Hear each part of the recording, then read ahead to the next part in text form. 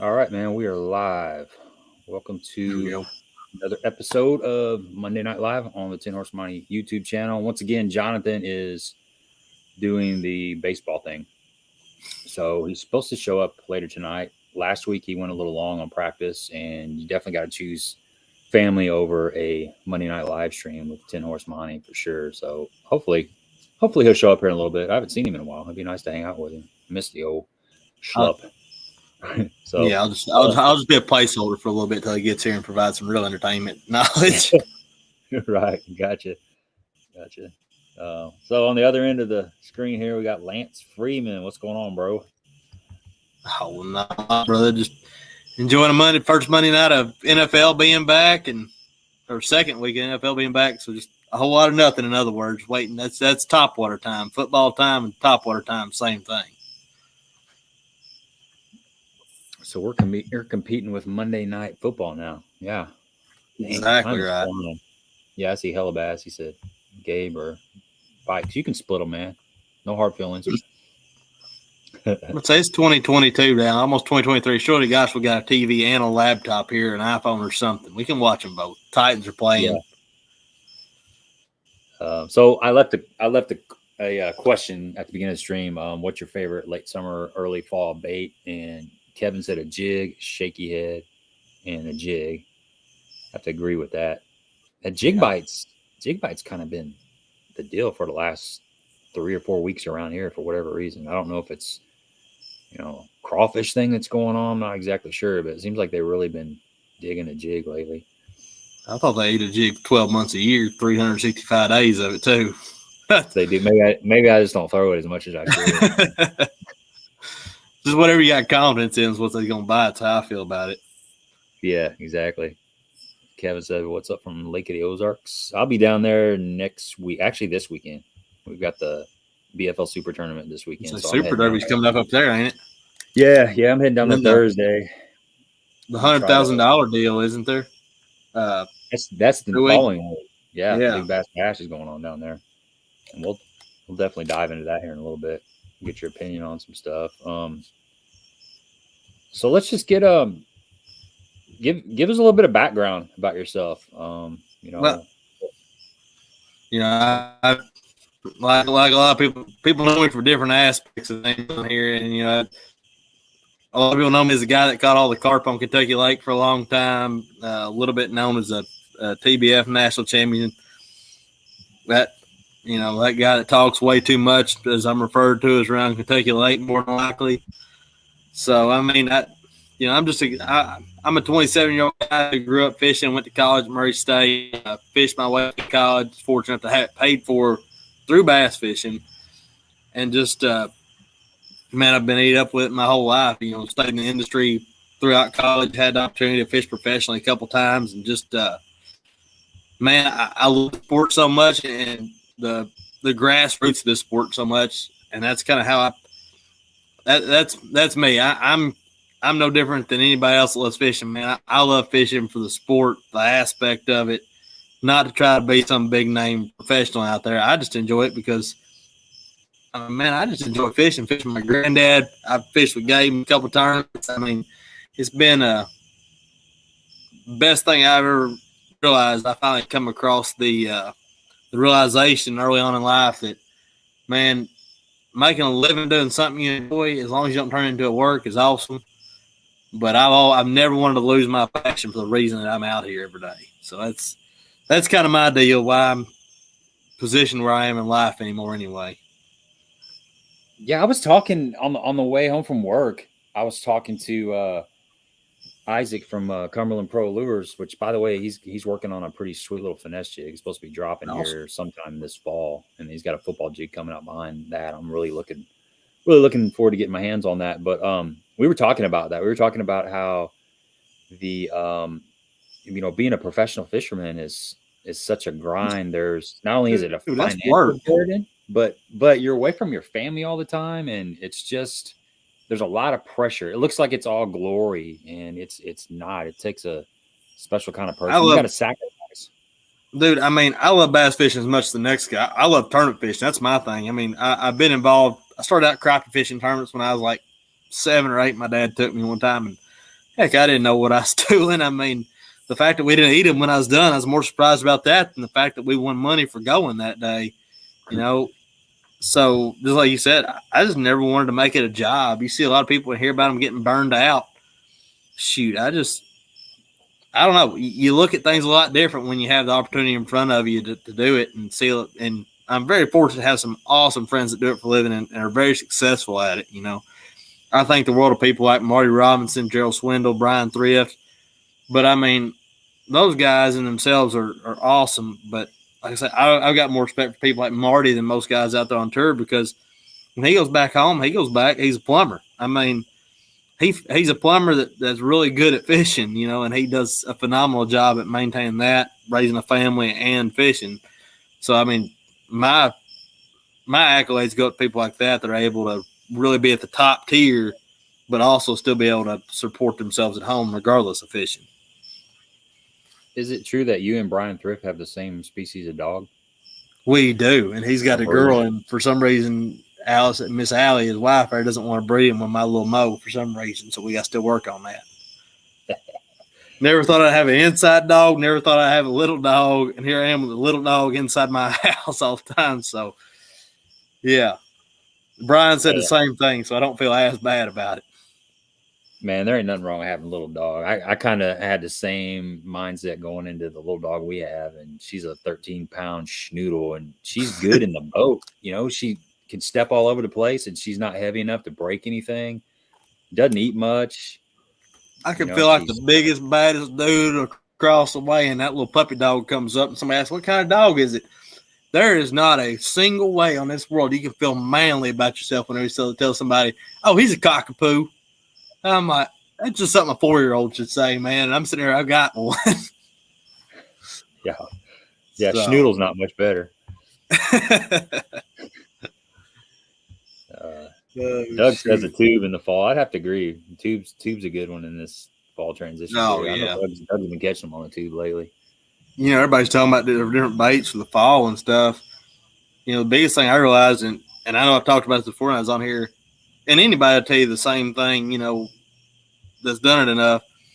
Having something in your hand you got confidence in when it's tough is the biggest thing anymore. I mean, because, like I said, living on Kentucky Lake, everybody knows it's been a lot tougher in the last 5-6 years than it was years prior. So it makes things a lot different, you know, just to have that mindset of, hey, I just got to get bit. You know, what do I think is going to go out there and get bit every day? And that's where I'm on that jig bite, like what's the name was saying earlier there. He's throwing a jig, a shaky head, and a jig. Well, I'm sitting there with a jig, and a jig. Yeah. Yeah, it's funny this year. A shaky head has been it just came through for me. It's crazy how different baits go in cycles. Like you really be filling one bait one year, and then maybe something will shift. I mean, you're always going to have your confidence, your standard stuff. Right. I'm with you, because it's like, I don't know, there's something about staying inside all winter, which, I mean, I don't fish most of the winter. When I do, I go down to Texas or Florida or somewhere where I'm not just going to freeze to death. And it's like you go inside for the winter and you come back out and you come out with this, to me anyway, I come in with this whole new mindset. Oh, man, this is going to work this year. And I get bit on it the first day I go out, and all of a sudden I make it my personality for that whole year, you know. I remember the first time I fished this year on Kentucky Lake, my first fish was on a jig. So I carried a jig about all year. Year before, it was like on a chatterbait. I threw a chatterbait June, July, all the way from March to October, you know. So I guess it's just kind of getting in that mindset the first of the year, what I get confidence in, and just try to ride it till it dies. Tom, I understand you get wore out eventually, but thanks for stopping by just for a little bit, spending a little bit of time with us. Cole says, where's he at? He says that there it is. Mo's a pretty good dog. He saw him yesterday and the day before. That's right. He at least keeps everybody company anyway. Mark says little dogs forever. It's because Mark's got a little Yorkie runs around the front deck at Ranger most of the time. I tell you what, I'm a mailman. I'm a letter carrier. And you got to watch those little dogs, though. They're kind of sneaky. There's a guy on my route that's got a little Chihuahua, and that sucker tries to get a hold of me every day. And then there's somebody new that just moved in on my route, and they got a crazy dog. I don't even know. I can't even see it. It's so fast. All I see is this little blur going by the window, and it smacks the window and it blows back. But I hope that thing never gets out. So, yeah, it'd be like walking in a bed of seed ticks, tear your ankles to pieces. I heard that. And the thing is with that Chihuahua, the guy told me it was out one day and he come out. It was out 3 days in a row. And I don't like to spray the dogs. We carry the dog spray, and we can spray a dog if it needs be. But I try to do everything I can not to do that. But it's also a time constraint because a little dog like that, he'll sit behind you, and when you turn around, he'll back away a couple feet. Yeah. And when you start to walk off, he'll start yapping and yapping, and he'll come up on you, and he'll creep up on you, and it ends up it's bad until you look him in the eye. It can turn into 10 minutes of just you walking a little bit and turning around. And this guy came out and got his dog, and we was talking. I said, well, most people say their dogs don't bite, and he said, no, this dog will bite you. She'll wait until she wait until you turn around, start walking off, and then she'll nip your heels. And I kind of appreciate the honesty because most people say that dog won't bite, and you know that dog is going to bite you. It just can't wait to get a hold of you. So, Jonathan Blattle Fishing, he said he's en route, so Jonathan is on his way, so he'll be in here shortly. Brock, yeah, definitely. I'll hit you up, man. Maybe we can go get a bite to eat. I always say that it gets kind of when you get in like the week before a tournament or leading up to a tournament, and then when you get down there, things kind of start happening. You know, you're fishing till dark, and then you try to get a bite to eat close, and there's a time. I'm telling you, I still don't know why McDonald's doesn't sponsor every major trail that people practice daylight to dark from, because when you get off the water, a lot of times about the only place it's open anymore. You know what? I think they should have. This is a little investment business thing that somebody out there needs to do. I think on the live stream. I think somebody ought to have a tackle boat, kind of like a cargo deal, or like a food delivery boat, where if you need bait or you need food, you make a call, and then a guy will run out some baits and stuff to you. I think you can own a tournament if you did that. If you had a fleet of maybe there's been a few boats like that.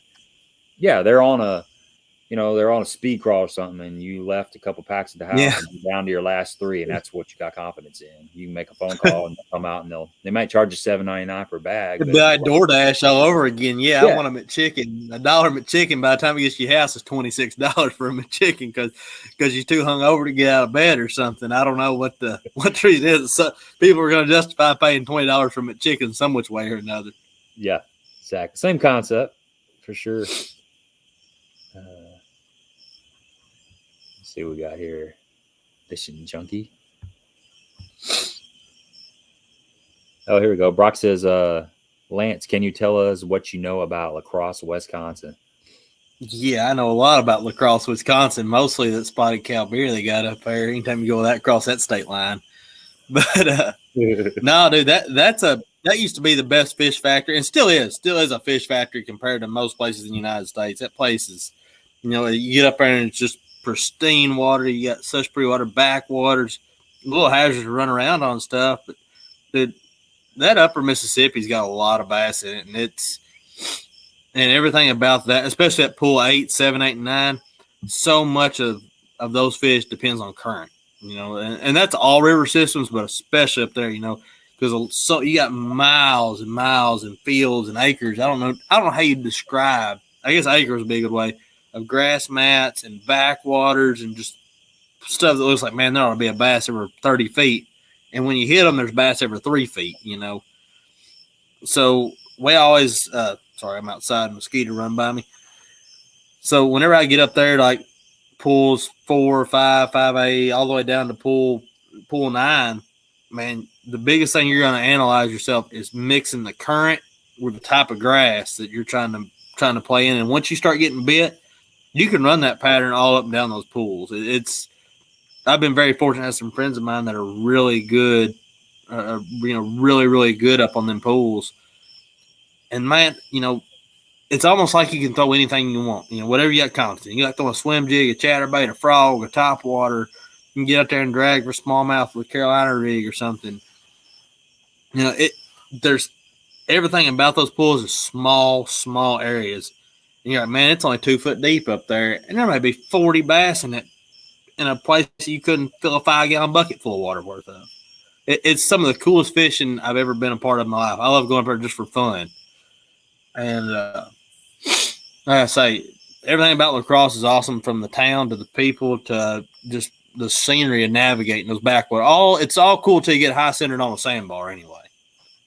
Yeah, I've heard it can be really sketchy to run around. I've never been there, but I've heard some stories. I'm like 90% sure a mosquito just flew up my nose. But you need to go blow your nose, man. Go free. You can blow it on your shirt. No. So what do this time of year, if somebody's going up there, you think you're getting out of the river? I'm throwing top water, a jerk bait. You always got to have a Carolina rig on the deck up there, because especially practicing, try to find a big wad of smallmouth or something. But the top water always plays on that Mississippi River for every kind of them. Especially and the smaller top waters, not the great big baits, like the smaller shower blow, a baby chopo. I throw a pop R. I throw like a P60 pop R a lot, to be honest with you. You can get by with a P70 at P70 if you can find one of them, the originals that make the real good bloop sound all the time. So, yeah, Kevin, our weigh-in is, I think the tournament's probably going to start at 7, so the weigh-in will start at 3 o'clock, and then it's going to be different flights. Most of the time, the Ozark division has a lot of boats, and being the super tournament, it probably won't have as many as the first 1 or 2 or 3, because they kind of start weaning. People kind of start laying down towards the end of the season. If they're bad in points, they don't show up. But even in that area, I mean, it draws. I say there's going to be 150 to 160, so there'll be 6-7 flights, something like that. So that weigh-in time could be scattered from 3 to 4:30, something like that. But I appreciate the offer, man. If something does go south, I'll look you up on Facebook.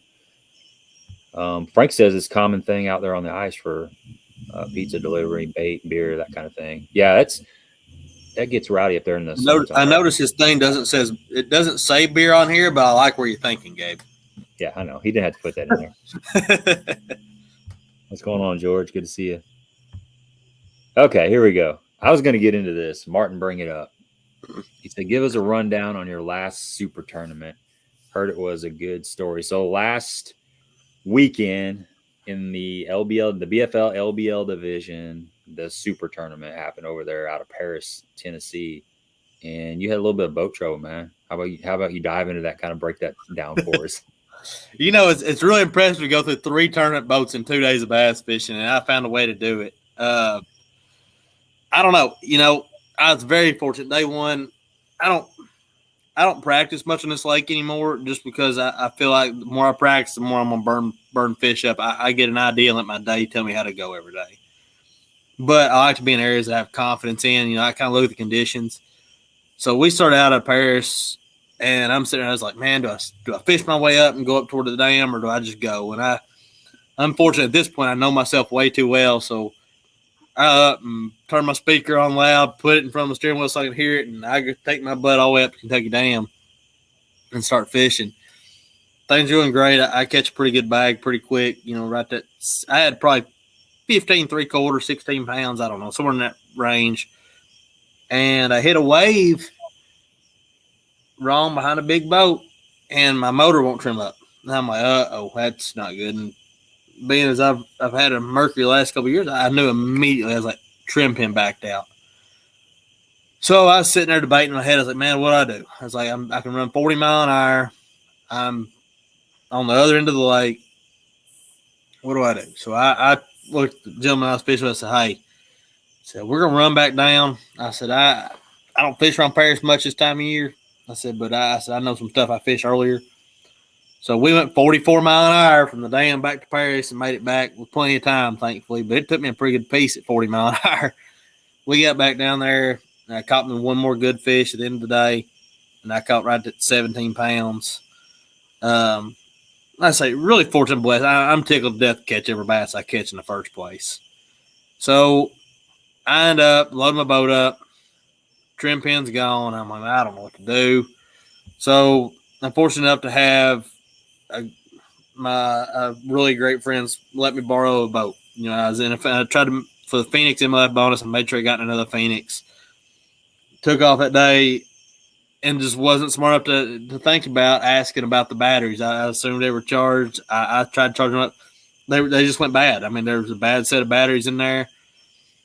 And I was dead in the water at 9 o'clock fishing. I'd have to fire the big motor up, push myself up, hop on the deck, make a couple casts, get back on the motor, back up, make a couple casts. So it made for a long day. Well, finally, I'm like, man, I got to do something else. And I'm very fortunate. A friend of mine, Colton Jennings, come down. And I was like, hey, I cleared with tournament director Mike Hale. And I was like, Colton brought me his boat down to Paris. So we switch out there. I get everything done. In my mind, I lost 3/4 of the day. I lost about 3 or 4 hours. Get everything switched out. I go back to fishing at like 1:20 something. I've got one bass. You got to go when you switch boats. How does that work? How does a tournament director? So I called a tournament director and I was like, "Hey, I've got mechanical issues. I'm dead in the water. I'm fishing off the big motor." I was like, "Can I get another boat?" He's like, "Yeah." He said, "If you come in here, get everything checked." So I come back into Paris Landing Marina. My friend makes me with his boat. He ducks it in. We clear everything with my boat, make sure everything's good. He sees the fish that are in there. We take his boat up beside mine. Tournament director standing there. I move all my equipment, everything over, do the kill switch, check the aerators, check the lights, move my whole one bass over. I mean, I had a bass that couldn't make a full fish taco, okay? It wasn't like I was holding on to a big bass. I had one rat. Well, I go back out, and as luck would have it, I'd say we get out there for simple story, for all means purposes here, however you want to say this. I got tongue-tied. We get back out, let's say I get out there at 1:30. At 2, we had to be at 3 o'clock. At 2:20, his troll motor batteries died because he hadn't had them charged in about a week. So I'm back to fishing on the big motor in an Allison at this point. And for those of y'all who have never fished out of an Allison, it's kind of like bobsledding or something. You lay down as close to the bottom as you can get and get streamlined to go really fast. So I'm from laying down to standing up to the deck, back and forth. And most people that know me know that I Livescope all the time.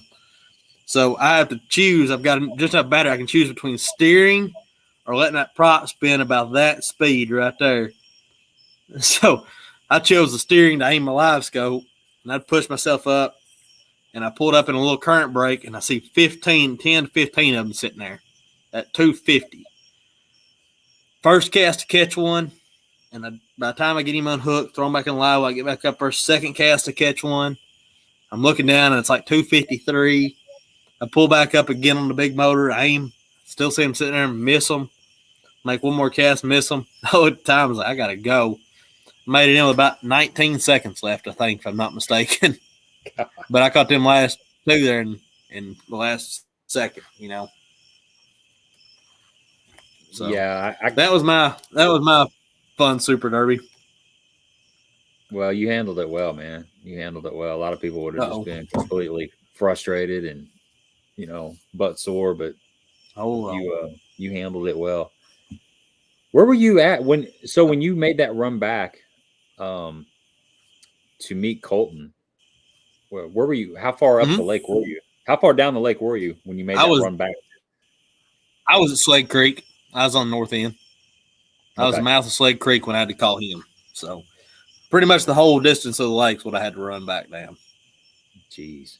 Well, moral of the story: when you get when you get off the lake, man, plug your batteries in, plug that charger up. Yeah, I mean, you know that. You might have my moral of the story, dude. My moral of the story was, you know, the first day I lost half my day. The second day I lost over half my day. I was still very I finished 6th with everything that happened. I'm happy as can be.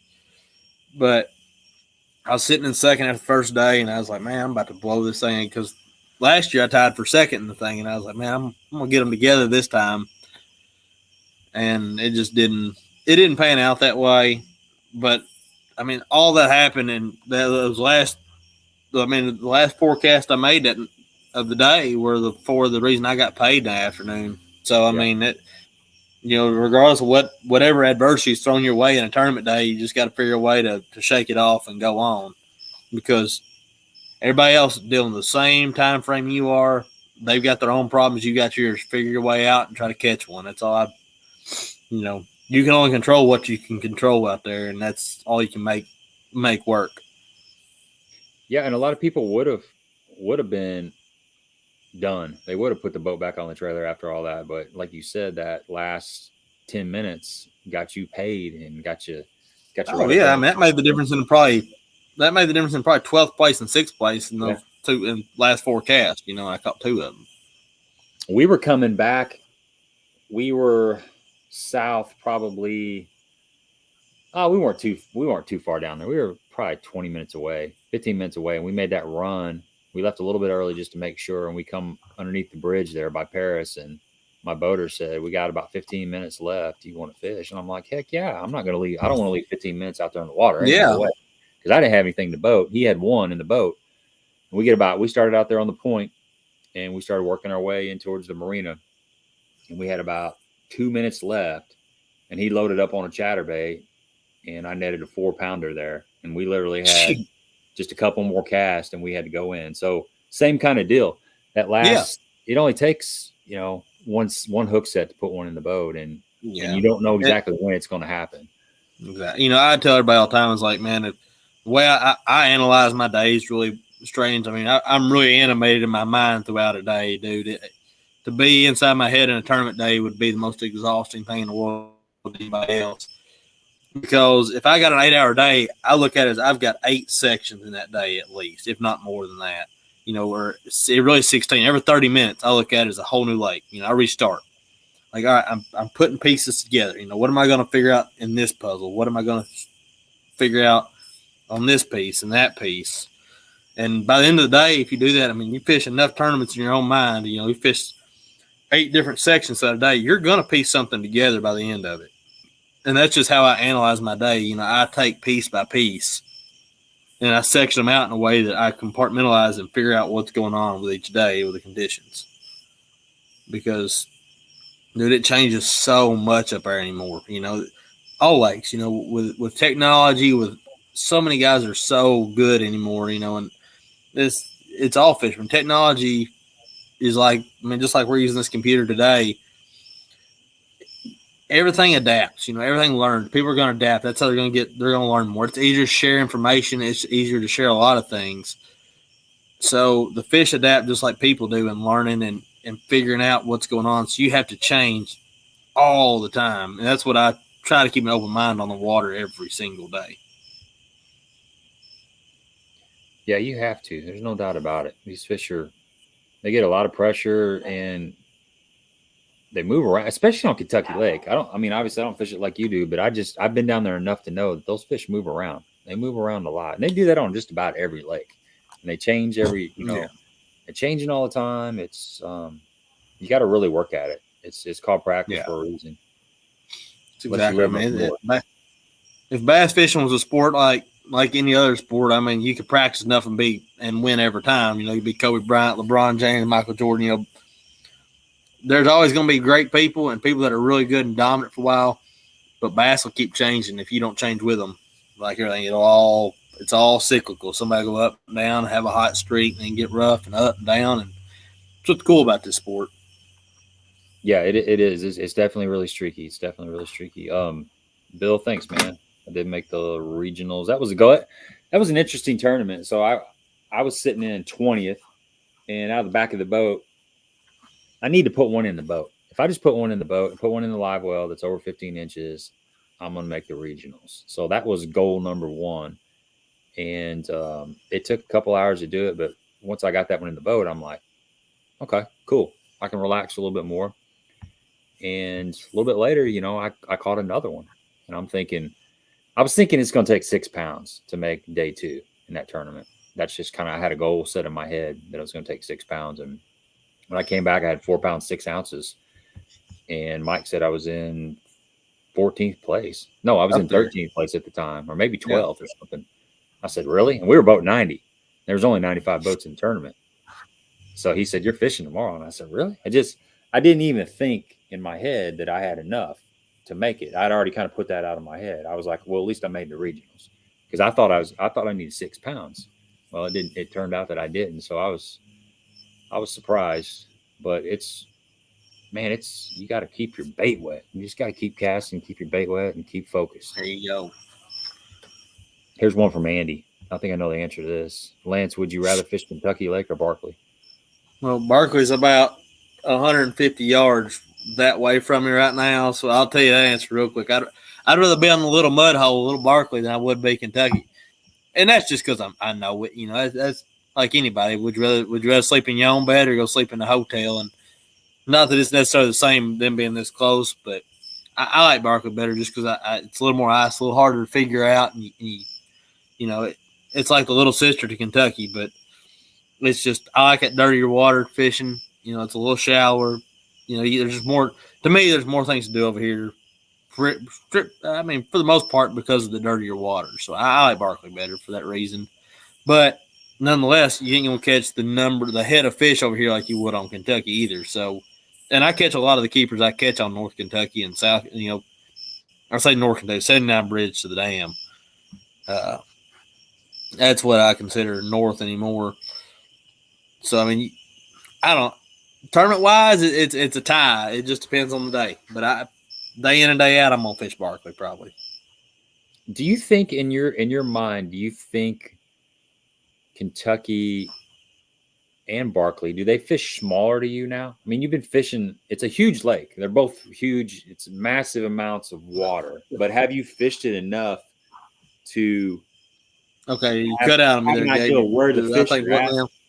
You know what I'm saying? Like, you got your spots, and do you sometimes just think about it like this lake's smaller than what it actually shows on paper? I mean, what's your thoughts on that? Does that make sense? Okay, one more time. Sorry, you cut out, and I got like the last. Did that make sense? Okay, so Kentucky Lake and Barkley Lake, huge lakes. Mm-hmm. But have you fished those lakes enough to where they seem small? Like there's a limited amount of areas where you think the fish are, or is it still? Do the fish still move so much that you find them in spots that you hadn't found them before? Yeah, I mean, I don't know. When I go out on these lakes every day, I try to look at. It's hard, you know. Any home lake, it's hard to look at it like it's a new lake. And the more you look at it like it's a new lake, the more you're gonna try to start doing different stuff. And I notice myself doing it because I don't practice a lot anymore like I used to because I feel like I'm so drawn to things that I had done and like in the past. So I try to just shake everything free. You know, I just like my day, I section everything out. That's how I make sense. I compartmentalize the lakes, and that's how I address everything. And I'll start just once you get in there, you'll start analyzing, you'll start scanning, you'll start scoping, you'll start fishing, you'll feel. You know, I know Steve Kennedy used to take his wife with him, and she used to drag a Carolina rig out the back before the days of side scan, and would just feel, you know, behind the boat, and he'd know where the rougher spots were or whatever. You know, so I still go out there a lot and fish in the same area places I fished forever because they change up all the time. I mean, the smaller sections, you know, I fish by gut. And I seen a comment on here earlier, Fishing Junkie added on there, like, how long do you stay in a spot without a keeper bass before you move to a different spot?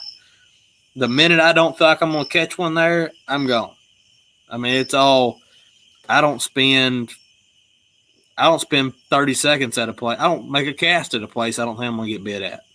You know, at the moment that my confidence starts diminishing in spots when I'm leaving. You know, because I'm going to go find somewhere and try to keep my confidence up and up and up because it's such a mental sport to me that you have to stay in that. Your confidence has to stay up to catch them.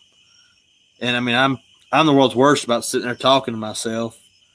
I'm telling you, you can ask anybody that's ever fished with me, and you're probably one of them. The amount that I talk to my Livescope, talk to the screen, talk to the water, talk to everything, talk to myself, you know, just trying to make sense of what's going on all day. And all that is to do is to keep my confidence up in what I'm doing or what I need to be doing. Good answer. Brad wants to know any tips for Pickwick in October. Oh, yeah. Don't go. Don't go. If it's me, no. Everybody loves Pickwick, man. And I don't know what it is. That lake has something against me. I've caught them good there about twice in my life, but somebody will catch them there. I honestly have no tips for it. I'm sure it's a top water deal. I catch them below the dam fishing for smallmouth, below Pickwick Dam on the Kentucky Lake side. But I have a hard time figuring those Pickwick fish out, man. Fish is so small, and I don't know. I get in my own way, I guess, at Pickwick so much because of that. We got a visitor. There we go. There he shows up. Oh, Lord. Baseball coach of the year. After baseball coach of the year. Arms all tired. Been throwing BP all night. Yeah. Them littler fields where you got to throw more often. That's right. That's right. They wore me out tonight. How's the team looking? Well, so tonight we hit well. Our defense was good. But the one thing that I don't appreciate was this. Too much chatter. They did a lot of mouthing tonight, and I don't deal with that. So if they continue that up, next practice they're going to be doing a lot of this. Were they trash talking? Or they just talking? Both. Running poles. So yeah, they're starting to figure the game out when you start trash talking. Yeah, I told them you need to show. It's kind of like fishing, right? You can do a lot of this, but if you can't back it up, it don't mean nothing. And that's how you get a real bad name real quick. At you going, oh, I guess he is really good. That's right. So, I'm glad you made it. Yeah, I'm late. Yeah, it's all good, dude. It's all good. Here's just in time. By Martin, he says, "Is Barkley coming back as good as Kentucky? What's your opinion?" They're the same. I mean that. I don't mean that in like a condescending way. They got a ditch between the two of them that connect them that make them the same to me as far as their growth and the way they're coming back. And I attribute that a lot to like my knowledge on the Asian carp and the tracking and stuff that's gone on with them throughout the years that I've chased these carp around. They tagged a bunch of carp. You know, they've got spaghetti tags in their back around. Look like little rings in their back. And there toward the end, the more we caught, which I mainly commercial fish Barkley, because of the dirtier water, the fish didn't see the nets as good. We could catch them a little better. Toward the end, as we started catching a pretty fair amount of Barkley, we started noticing these fish getting smaller and skinnier, and we called them Kentucky Lake fish because they were, Kentucky Lake carp would average smaller size than Barkley Lake carp or Lake Barkley carp. Like a Barkley would average 7, 8, a Kentucky would average 4 or 5. Well, I started noticing we started catching a lot more of those smaller carp. And then we started catching the tag fish that were tagged like Smith, Pisgah, Duncan, and bays over that way. And then they started, they filter where they're so nomadic. They're like most fish. They're like most plankton-eating fish. They're just going to roam around and open their mouth and just swim around. All they got to do is swim, spawn, and I don't know a good word. Defecate would be a good word for a live stream, right? Poop. There you go. Yeah. The 3 S's is all they got to do to survive. So a bass is going to do relatively the same thing. They're going to behave not necessarily the same way, but a shad and an Asian carp are the same thing. One's just a lot, but it's like a tarpon and a skipjack. They act so much the same to look the same. One of them is just a whole lot bigger than the other, Yeah, so for those of you on here that don't know, you do a lot of commercial fishing there on Kentucky and Barkley. And I did it for a living since I was 16 till about a year and a half ago is when I quit commercialing. So did you do that before the Asian carp came in? Yeah. Well, I mean, Asian carp have been here since the early 80s. Was the first documented carp that I've seen on Kentucky Lake, that I know about, that I've seen pictures of, know it was here. And I want to say it was like 86, Barry Mann at Mann's Fish Market over at Tatumsville, right outside of Draftonville in the north end of Kentucky. He's got a picture of one. So, I mean, they've been here for a pretty good while. But as far as the explosiveness of it, yeah, I've done it. I started out, as a high school kid doing it for, I could make $100 a day working my butt off, doing something I enjoy, or make out a day doing something I didn't enjoy. So I trot line for catfish, and that led into one thing to another, learning how to gill net. And I've been involved in all works of commercial fishing just because I'm enthralled with the idea of it. I love seeing all different manners of it. It's like bass fishing, man. You got guys that love throwing top water. You got guys that like throwing a jig. You got so many different techniques and aspects, and why this guy does it this way to why that guy does it this way, and you got this way to do it. And that's what I like about fishing, man. You're sitting there, you're trying to understand something you can't communicate with. I mean, it's kind of like me arguing or anytime me and my girlfriend have a conversation, not that we ever really argue, but we may be able to communicate, but I still don't see eye to eye a lot of times. So I just have to agree and say, you're right. And then go on about it. Yeah. A lot of times because we don't understand what they're talking about. They're talking about that'd look really good. Yeah, I think them lights right there look a lot better than them lights. Meanwhile, I can't tell the difference in the two. So my wife and I had this conversation. I'm glad she's not listening, but we had this conversation. I'm sure mine is. So. Or is she? Oh, I know she's not. I know for a fact she's not. It was, guys are simple. You give us a single wide and 80 acres, and we're going to be happy. We only have a house. I tell you what, give us a pickup truck or a camper, and we'll probably be happy. Oh, I'm telling you. And we only have a house because we're married. You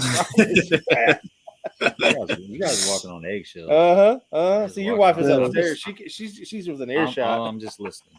Mine's probably watching this, and I'm telling you, which I've got the coolest girlfriend in the world because I fish tournaments with her. She's involved in the industry, and I bounce ideas off of her, and she bounces ideas off of me as far as like I say, she's in the industry, so when we fish together, we have a lot to talk about all the time. And man, I'll tell this story because I tell it to everybody, so I'll tell it to the internet. Why not? About the first argument my girlfriend and I ever had on the water. Probably the first argument we ever had as a couple. And I know everybody's saying, oh, man, I don't want to hear about their relationship, but it's about fishing. We fished a tournament on Lake Millwood in Arkansas.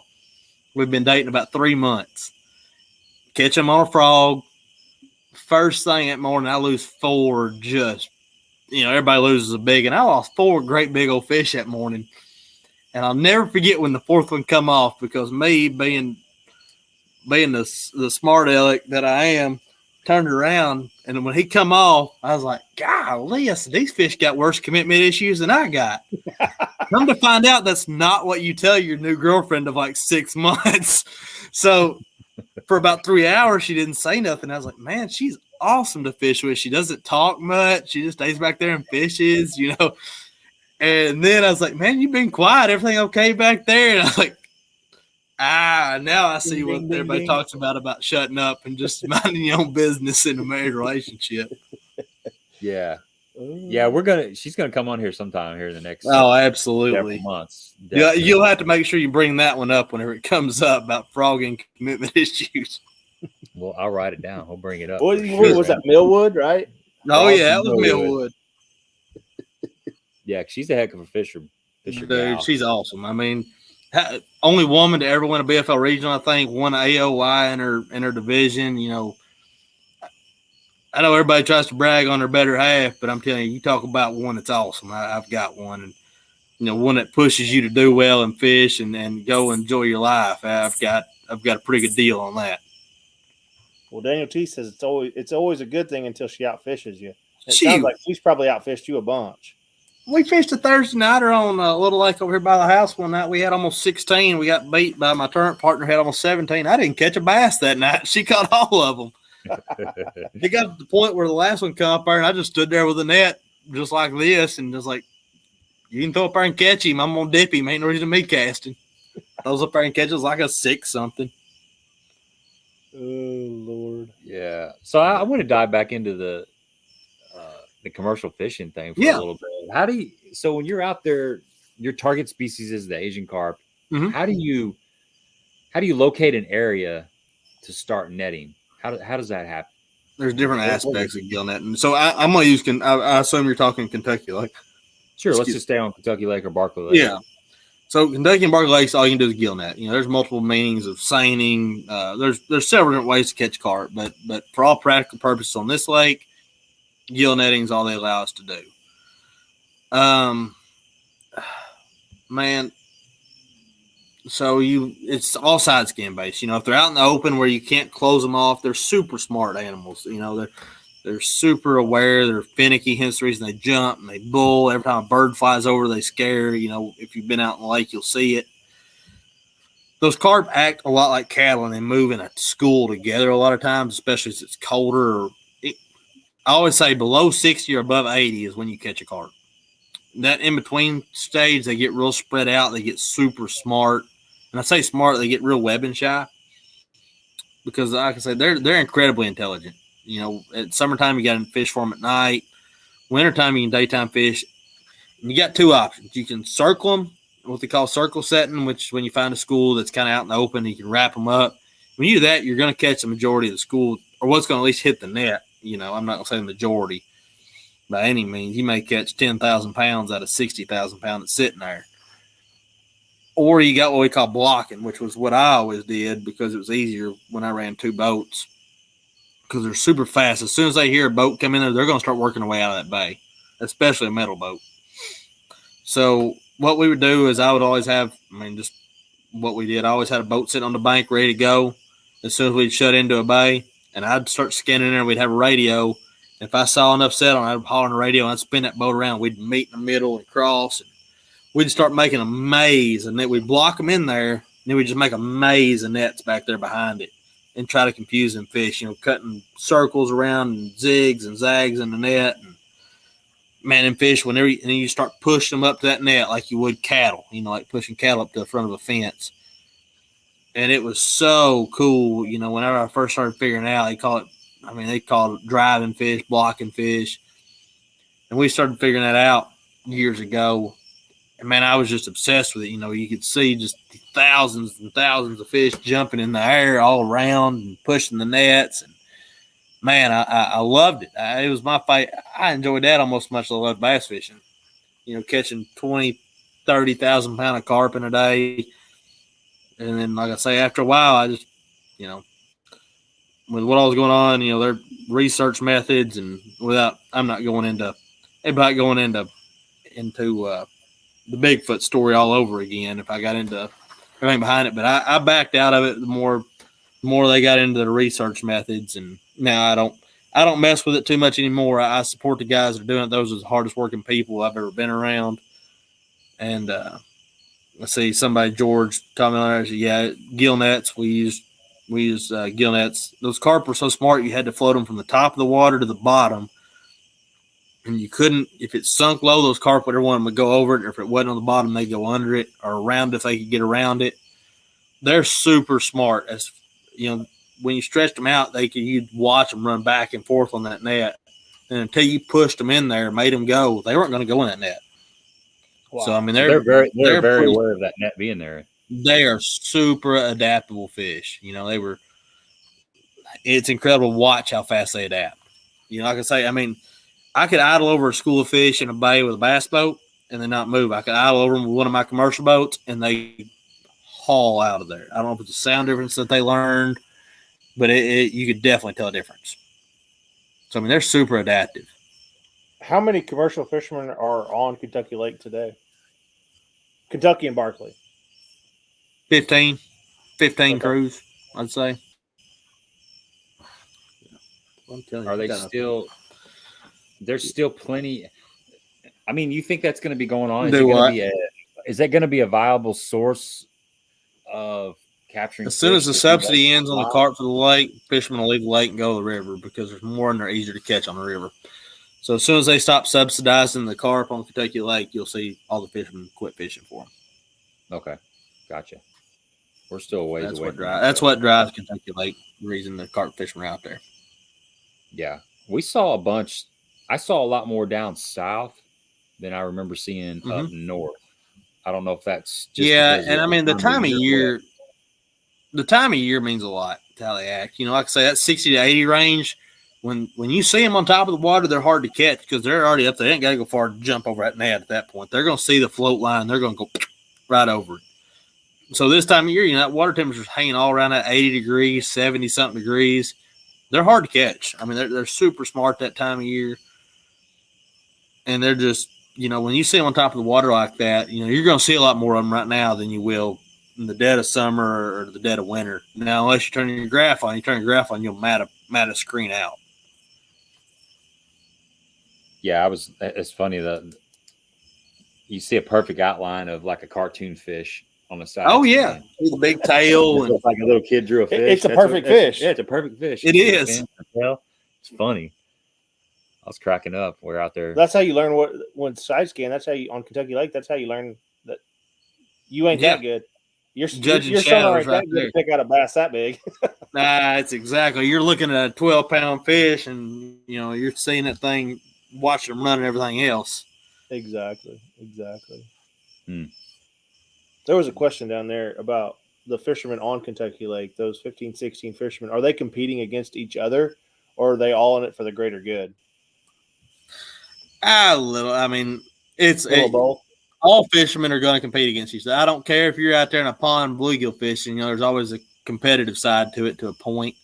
But for the most part, everybody's pretty well works together. They understand where, so and so's going here. So, if they put up the ramp and so and so's here, then they're going to go in the next one. They're not going to, and they're really good about that.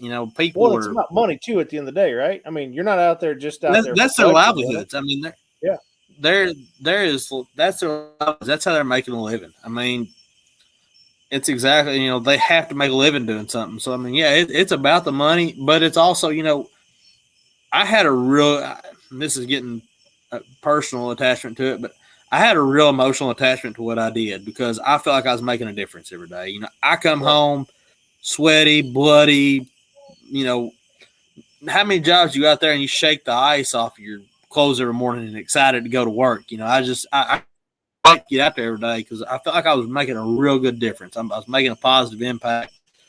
I loved what I did.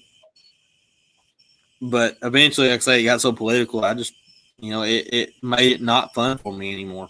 I got out of it, and I don't know. I don't regret getting out of it. I enjoyed it. I still, like I say, my hats go off to everyone that was out there every day. They call it a war on carp. Them old boys are out there fighting it. There's days that rain, snow, sunshine, wind, doesn't matter. You got to go to work out there. You make your own paycheck out there, and that's what makes it hard. So, and they're all there. They ain't going anywhere. No, I wish they were, but no, they ain't going nowhere. I think we all do. I mean, we caught the tail end of Kentucky Lake in the heyday when we started fishing those BFLs. About 2015 is when we started. We started in 2015. And it wasn't 2017 was the last banner year that I remember that everybody was still just ripping them out. Yeah. I remember hearing the stories, and I got on it a couple times, but those were the good old days, and we're going to talk about those for years and years and years. Oh gosh, I mean I joke all the time. I'm 27 now, and I'm like, well, back in the heyday, and I'm like, man, I shouldn't be saying that about a lake. At 27, my granddad said, "You don't know." He'll come to, he said, "You don't know about back in the day," because he was here before this lake was a lake. My family farmed, or he farmed, drag a team of mules down the Bottoms Lays Creek banks, and he goes on and tells me stories about dragging 2 jigs down the bank, down a creek bank, and catching bass 4-pounders 2 at a time. Which, I mean, they all made it to the skillet back then. If you caught something, you went and ate it. It wasn't catch and release; it was catch and re-grease. Yeah, exactly. So, you hear stories of that back in the old days. This lake. Now I feel like I'm that way talking about the fun times we had on this pond. Do you have an odd story or something that stands out about Asian carp? Something that's like kind of crazy that happened while you're out there chasing those suckers? I'm sure you got a bunch of them. We could talk for hours about that. The times we almost sunk. I mean, I've sunk boats. We overloaded them, hit a wave wrong, sunk them, drug them up, pumped them out, cleaned the motor, got them back going again. Those times, we got times, we just sat out there having a ball, people falling in, just cutting up.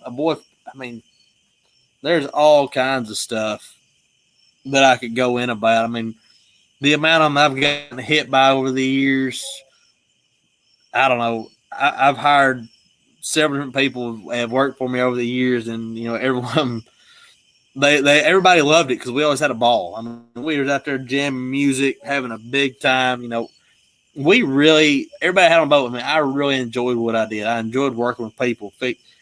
It's just like bass fishing. You're going to spend so many hours with somebody. You're going to get your basic. Are you married? How old are you? What do you do for a living?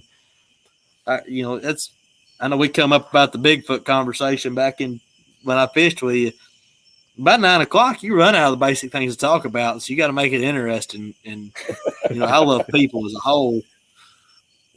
So that's where I brought the Bigfoot question up with Gabe. I was like, man, what do you think we're going to do about this Bigfoot problem out there, And, you get some interesting reactions when you start asking questions like that to people. So, anytime you spend that much time in a confined area with somebody, you're going to learn a lot, and you're going to have a great time. So, man, you're talking about when we fished together. You're the only person that I've ever been in the boat with that actually tried to hog tie a wild turkey with a spinner bait.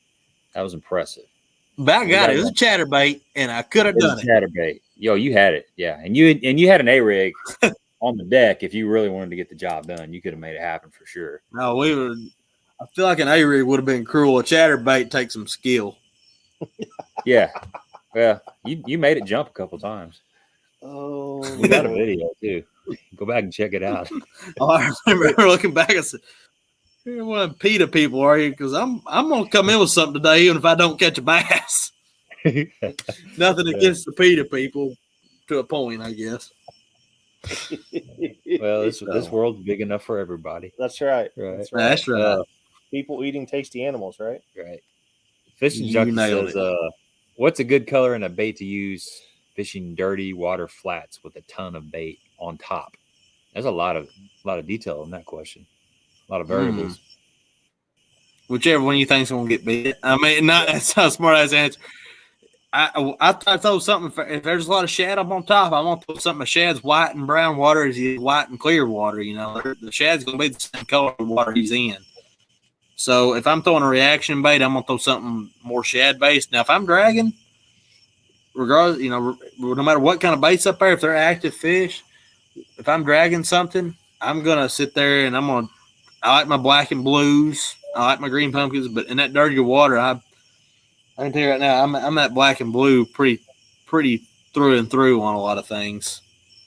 Yeah, on top though, I'm gonna probably throw something that's got if it's dirty, depending on the dirty, and that's a loaded question because I remember my first trip to Kentucky Lake, they said this was dirty water, and I looked at the water and I said, well, 1.5 foot clarity is good enough for me to throw a jerkbait. I promise you. You dang right. Pretty quick with it, but where this old boy was from, apparently that was dirty water. Yeah, but dirty water, I'm thinking, less than 6 inches of visibility. If I'm throwing on a flat, it's going to be something that's got a lot of noise on it that they can find mine over the bait that's there. That's me personally. I'm going to throw something with a lot of noise. What about you? Yeah, I would have to agree. I keep thinking of buzzbait comes to mind for whatever reason, but same concept. Whopper, buzzbait, something that's disturbing a lot of water. Even a giant swim or a spinnerbait with number 6, number 7 blades on it. Kind of waking it up. Just waking it. Big thumping blade. I thought big blade a lot, like that big cowbell blade and that clear water. Just it's something so different that they're not used to seeing in that real clear water, and it helps out a lot. Good to know. Never heard anybody talk about that before.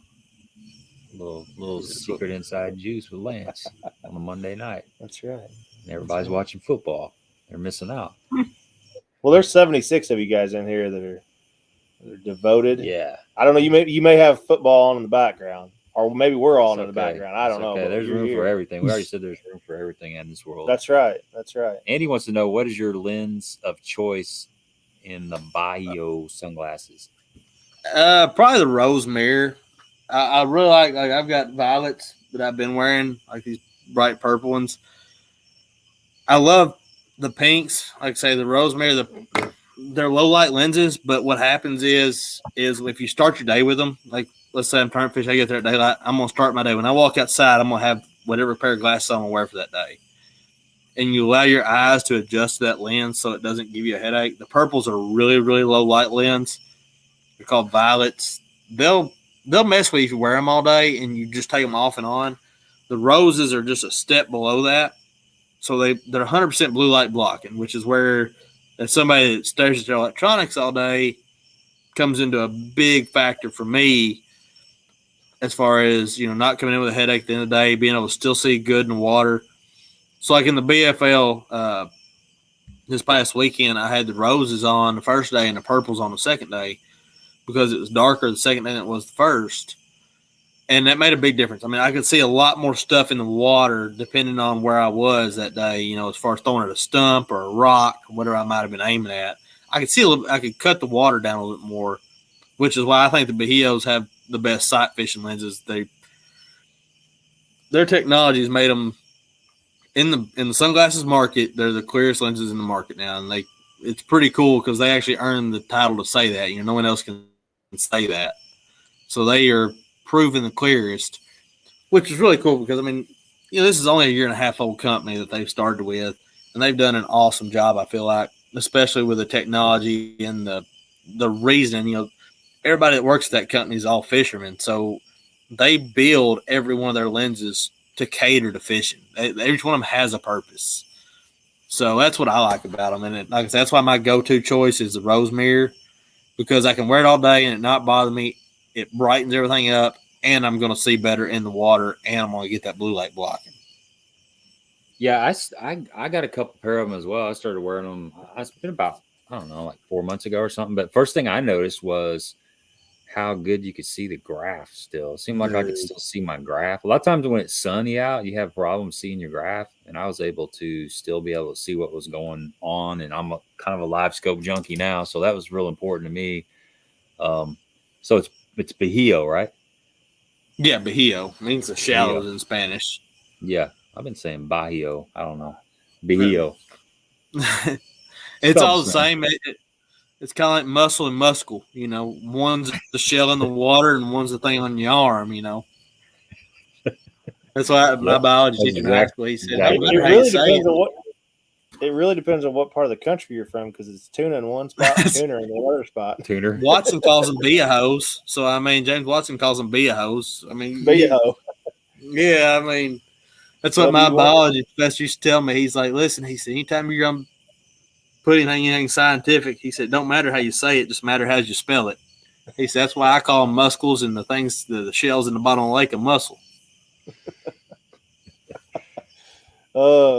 I feel sorry for anybody that's trying to learn the English language and they're listening to us tonight. That is for sure. You took a wrong turn. You need to go back to some other little website hooked on phonics, because we're not going to. Yeah, I think we touched this. So there's a couple more Asian carp questions in there. What's going to happen when the population gets low? You were saying they'll end up fish the river. They'll contract fish for the lake. That's what'll happen. Do you think that'll ever happen? You may have talked about that, but I'll put it this way: there's a chance. I ain't gonna say it ain't gonna happen, but it's hard to. There's always a chance. You know, if they were, let's pretend the bubble barrier worked and they're able to close the lake off, you know, from the rivers, and actually work the fish back down where they didn't, because they don't reproduce in these lakes, you know, and because their eggs are what they call fluvial. So their eggs have to rotate. Anywhere a big hybrid stripe can survive and spawn, you can sit there and the eggs are going to roll and roll and roll. And if they roll in the water and they don't hit the water, they're dead. So if they ever hit the ground, they won't germinate. You're not going to have a successful spawn. So that's the reason you see all those carp, and the majority of them, 80% of them, are the same size. If you look at the end of when I was commercial, if you looked at my boat at the end of every day, if we had 10,000 pounds, 9,800 pounds of them were the exact same size.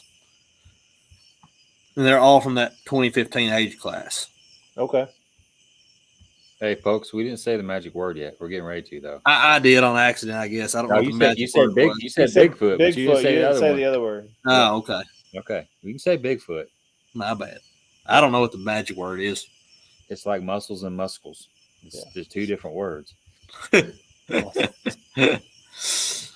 Vehicle and vehicle. Yeah.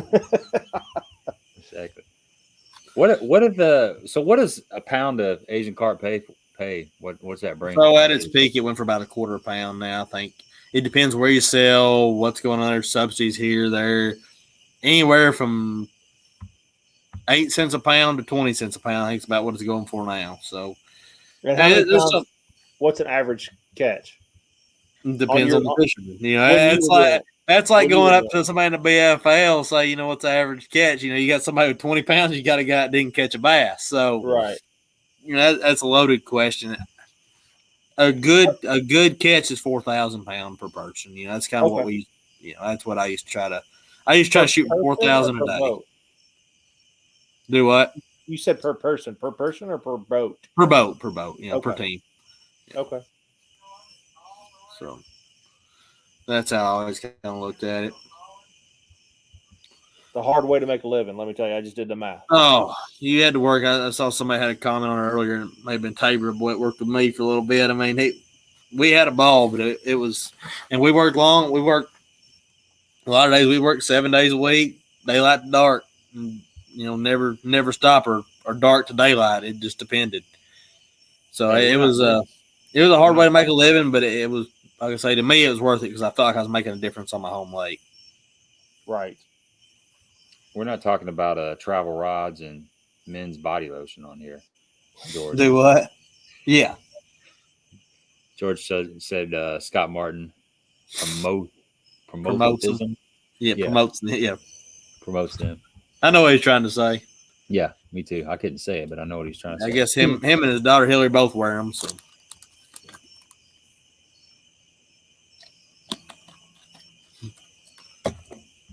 Yeah, that's right, Daniel T. We get a little bit of everything over here, Southeast Missouri. Well, so I don't think that I have an accent, and I think that Lance has an accent. I don't think you have an accent, but when all got accents. But when I work with some of my folks, are like, I can't understand half the crap you're saying. I was working with my boss the other day, and she was down in the Boot Hill, and y'all know the Boot Hill. I mean, that's a whole nother language down there. You go south about 30 miles from here, about Sykeston, and the dialect changes. It gets real 100%. Southern. It's interesting. Well, she was down there, and she's like, my coworker was having a conversation with one of his customers, and she's like, we walked out. I have no clue what he just said to you. I don't know if he was speaking English or not. And he's like, what? Really? You didn't understand that? I drew a guy. I fished a regional on Cherokee Lake. Yeah. I fished that regional Cherokee Lake. I drew a guy from Eastern Tennessee. Man, I had to focus. On every word that he was saying because I couldn't understand it. And it was like he was speaking a different language. And I've been down in Mississippi. You get down Mississippi, you get off the interstate a little bit, and those people have a real Cajun type of real Southern accent. It's the same thing. You really got to focus on what they're saying. The Southern doesn't get me. It's the Cajun. I had met a true like coon-ass Cajun guy, and his wife was sitting there. We were all talking, and he's on the translating. And I looked at her and I go, "What did he just say? Like, I don't have a clue." Yeah, we were trying to find like somebody was asking me one time. My little sister lived in New York City and had a friend come down. And she was from Mexico City and lived in New York most of her life. So she's been all over the place. She's like, I don't know anything your brother just said. She's like, don't worry, I don't either. And because I remember looking at him one day, I was like, hey, I'm going to get something to eat. Y'all want to go or something, or yaunt to or something? I forget what word. I think it was yaunt to, you want to, or something like that come out. And she looked at me just like I had three heads, and I was like, y'all want to go? And she's like, what letter does that start with? And I was just like, I see what you did there. I get you. That's like Jeff Foxworthy. The Jeet yet? No, Jeet. Exactly. That was a whole conversation. Yeah, we just went through the whole thing in 2 words. Question, statement, everything. Exactly. Oh man. We just got way off. I mean, I show up and the whole dang thing just goes to. Yeah, I mean, y'all, something about bass fishing. Was this what this was about? Was that what we're supposed to talk about? Oh, we're talking about bass fishing? Yeah. Oh, yeah. Speaking of bass fishing, I ordered something today. You did? What'd you order? Did you order batteries? I did. You ordered batteries? I did. You went lithium. I did. Oh, hey, you're make me spend battery problems ain't what you want. Well, yeah. so I have 2 crap batteries right now. They just went out on me, and I milked them this year. Yeah, you missed his tournament talk. Yeah, I'd say my whole tournament. I just had 2 boats. I cost myself winning the BFL Super because of batteries. Yeah, so you got lithiums? Nope, I was in a borrowed boat that had lead acids. Okay. Yeah. Well, and I've ran lead without acid. charge. I mean, I tell you what, this is the first boat that I've ever had lead acid in. I've always had AGMs in it, and never had any problems out of AGMs. But with the pandemic, when I built this boat, I couldn't get AGMs. So I settled with lead acid, and they lasted me about a year and a half. And they were trash. And I brought one of them back from the dead, and the other one lasted. And then I went out there the other day, and they weren't charging. It's like, I'm done. No more battery problems for me. So So you did it. I did it. God, I've been on the fence. Now I'm gonna have to jump. Yeah. I can't. I was the same way. I mean, I look at it this way. Here I am running around in a brand new boat. You look out there. I was like, all right. You see the Facebook meme all the time. Bass boat, $70,000, motor 20, batteries now $5,000. Winning first place in the Tuesday night tournament, $118.73. Yeah. You know, and that's Right. all right. Scratch that on the minus list. Yeah. I tell you, the best one I saw was the $80,000, $90,000 bass boat, all rigged out, ready to go with an old woody station wagon pulling it. Priorities. Big Priorities, big exactly. Oh shoot. Yeah, you never know what you're gonna see at the boat ramp at all. I'm not broke for the rest of the year. I still got a tackle warehouse order that I got to put in. So. Yeah, I've been thinking about you're gonna have it. a link to your OnlyFans down in the corner too, right? For the tackle warehouse there. I got pictures of my feet on the internet. Hey, there we go. Hey, I told somebody, bills, right? dude. I told somebody the other day. I said, if I spent half the money that I spent in fishing into any other hobby in the world, I said I'd probably own 2 Kentucky Derby champion horses. No telling what else. Be a cornhole champion. Only problem I'd have would be, sweeping the beer cans off my back porch every morning if that was the case, because I wouldn't know what I'd do with all my time. yeah, I know, man. You start adding up. No, dude. It's We don't add that stuff It's up. out of control. We don't add that stuff up. It's out of control. And see, the problem is you put Lance and it's Melinda, right? Yeah. You put them two together, and they're like the power tackle warehouse couple. Like, Got a little bit of everything. see, I didn't see the Nissan Altima pulling a Z21. all the Dude, bills will be I've double seen several Crown Vics pulling bullets. Crown Vics pulling bullets. Yeah. I've seen like 2 or 3 of them at this point. I've also seen best one ever. I was in Fort Madison, Iowa, my freshman year of college, and I saw a horse-drawn buggy with an older Ranger with no motor on the back of it pull up and back down the ramp. And at that point, I was like, I'm content with my life at this point. I've officially, it's like a 1980s model Ranger on the back of a horse-drawn carriage in Fort Madison. I was like, I give this guy That's wins. a good horse. That's a good horse. Dang right. Holy cow! There's a lot of them carriages over there near Paris. The horse-drawn buggies. Oh, yeah. On the right day. It took me about 10 minutes to get out there on the highway. I was kind of stuck in a hotel parking lot. Wanted to go by, and then I'd start looking right and look left, and here would come another one. I don't know what was going on. I tell you what, you talk about the Nissan Altima pulling a bass boat. I tell you what, you fish some of these regionals, and you start seeing people coming from other parts of the country that don't have hills. They find out real quick when you go to Chickamauga or you go to even Table Rock. You don't want a little, Ford Ranger pickup truck pulling that 21-foot bass boat. I promise you. No. If you do, you better have some brakes. It ain't about the going; it's about the stopping at that point. And you don't have enough there to stop it. I promise. So I've watched fill up at the ramp. You don't want to fill up on your way there. Here's a question from Homemade Self-Reliance, which like that. Has your favorite soft plastic color changed now that Kentucky Lake is different? I'm gonna be honest with you. I am the world's most basic fisherman. I swear, if I was a white girl, I'd be the pumpkin spice latte and a little flu dog every day. I throw 2 colors. I throw a green pumpkin. I got them both right here. Hold on. We're getting a look. Actually, I take it back. I throw 3 colors. I throw this green pumpkin looking joker right here. I don't know what color that is. There's the camera right there. I throw some green pumpkin, got some white chartreuse in it. I don't know. Brown. I throw a brown natural color, and I throw this one right here. Like everybody else in the world, I throw a black and blue. And when I'm really, and this is my favorite, I don't know if black and blue is my favorite or blue and black, but definitely one of those 2 combinations is what I'm going to throw 99% of the time. I'm like, if you see me on a day that it's real clear, you're going to see me with 3 jigs on the deck. And if they're both green, I'm expected to fish them clear of water. If one's black and blue and one's blue and black, then I'm out the other way. I'm in dirtier water. So that's my Kentucky Lake to the T. Those are two, and a red bug or a plum worm. You always got to have a red or just a plum worm. That's just a staple, especially in this part of the country. So you're telling what I'm hearing. What I'm hearing is it's all about finding the fish, really. You knock them in the head or whatever.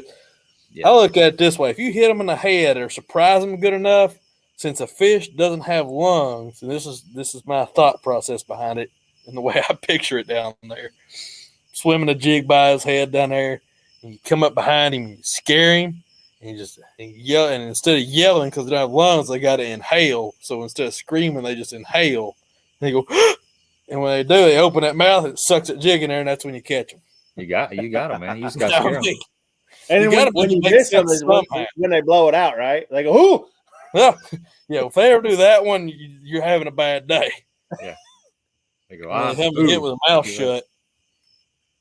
They ain't got hands, so they got to have it in their mouth of some sort. At the point I ever watched one go up to it with a little dorsal fin and start just pushing it, I'm hanging it up, putting the rod in the locker, and there's a for sale sign, and these things got too smart. I tell you, most of the time, you talk about colors, most of the time we outthink it, right?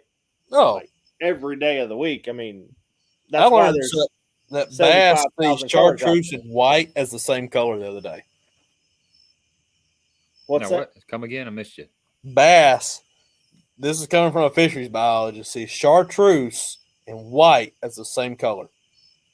It makes sense. Look at Bill Lowen, who's the best swim jig fisherman in the country. And what color swim jig does he throw? A black and blue or a blue and black? Or a white one. Yeah, or a white. Yeah. It ain't pretty, I promise. Man, June bug. I really think you could just do June bug and green pumpkin. Yeah, I mean that's the same. I don't whatever you got confidence in and throw it in front of their face. Those are your two biggest keys. Hell, I threw a black and blue bitsy bug growing up exclusively. Yeah, I'm not much different than that now. Another jig. I just had 30 of those.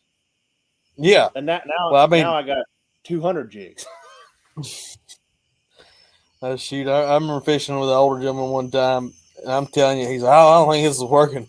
And he'd reach there and he had some little gadget, and he'd pull the rubber band out from his jig, and he'd slide a new color in or something like that, and it'd be like one strand of yellow or one extra strand of green in there. And I was like, first thing I would do, if I went through that much work, I'd throw that thing in a brush pile and hang it to the rock that it hangs on to, and I have zero chance of getting that back. Yeah, we overthink it, man. There's days when it doesn't make a difference, though. I've seen it. We've all seen it. For whatever reason. Oh, absolutely. It's all to me. It's all in your head. You know, if you believe hard enough, it's kind of like Santa Claus. If you believe hard enough, and you hang out at your parents' house long enough, there's probably going to be something under the tree on Christmas morning. And you got confidence in it, you're going to fish it like it needs to be fished too. Exactly. It's a self-fulfilling prophecy. It's just going to produce better, and then you're going to have more confidence, and then it just keeps on rolling. I tell you the best analogy that I heard, and it's not about fishing, it's about duck hunting. So we're getting way off here. But a buddy of mine, expensive to really expensive. So real damn expensive, that's for sure. So guy that I hunt with exclusively, one of our mutual friends always asked why we kill ducks. And one of them looked over and he said, because he'll take the last spot that's available on public ground and hunt it like it's the best spot he's ever seen before. Because he doesn't know any different. Yeah. He's just happy to be out there duck hunting. And we forget that as fishermen a lot, that there might be somebody on your first, second, and third spot. Just go find somewhere and fish. There's a fish there, I promise. There's plenty of them jokers out there. Heck, they don't know no different. Exactly. That one on a spot that don't have a boat don't know that there's a boat on every other spot. Right. Yep. That's that Gerald Swindle kind of mindset. You know, fish it like the best spot on the lake. Right. You may not be in the area with the most fish, but you can catch every fish. Try to catch every fish that's in that area because there's fish in every area. No, that's all I could think about on my drive up the lake the day in that BFL. I was like, how many of these stupid green bass am I passing to go up here 80 miles to go up there and try to catch 5 of them somewhere? I guarantee there's 5 of them I passed up somewhere in this water. that were stupid enough to eat. Yeah, exactly. I mean, heck, I'm gonna tell you right now, I'd be the dumb one that eats a minnow on somebody on the bank first time I got big enough to eat anything, and I'd be in somebody's fillet pan. I was gonna say you'd be in the skillet already. Eat a little piece I of wouldn't corn. have made it to legal size. I'd have got caught by some old boy in the back of a creek. Right. Some Trying old to look redneck at a that was deer gonna or fry you something. up no matter what. Yeah, exactly. I'd have been up there by the bank trying to look at a deer or something. Some old boy throws a cricket on a bobber, and I'm like, huh, it looks all right. David says, will Livescope be essential from now on? Loaded question. Yes and no. It helps. It can also hurt. If used correctly, yes. If used generally, no. It can hurt. I don't know if y'all can hear all the coyotes, but I heard Yeah, I something thought that sounded like somebody was sirens. whistling. yeah, it's just coyotes fired up. They're in the field, literally right beside the house. The thing about Livescope, if you use it right and effectively, yeah, it makes a big difference in certain times. But there's times where Livescope doesn't matter as much. I mean, there's a lot of times, as much as I rely on mine, there's a lot of times I just shut it off, and just go back to just fishing because I got to, what if it goes out, and I spend a lot of my practice, what if They're getting it. Yeah, I'd say they're happy about something. Is your life in danger? No, I wouldn't imagine so. Now, some little calf over there, he may be having problems. We're supposed to have a calf, so I don't know. They got to eat too. Right. So, but yeah, I mean, I don't know that it'll be always essential from now on, but it's just another tool. It's another tool to catch a bass. Just like whenever bass boats become a thing, beforehand you had a scull and paddle and a 10 boat. Well, a motor makes it a lot easier, but it don't make the whole difference. I mean, I'd still catch a lot of fish in my screaming out, I feel like. But it's helped me understand a lot of the fish that I'm looking at, too. So that's where my Livescope really – it changed my perspective on how a bass acts more than it did anything else.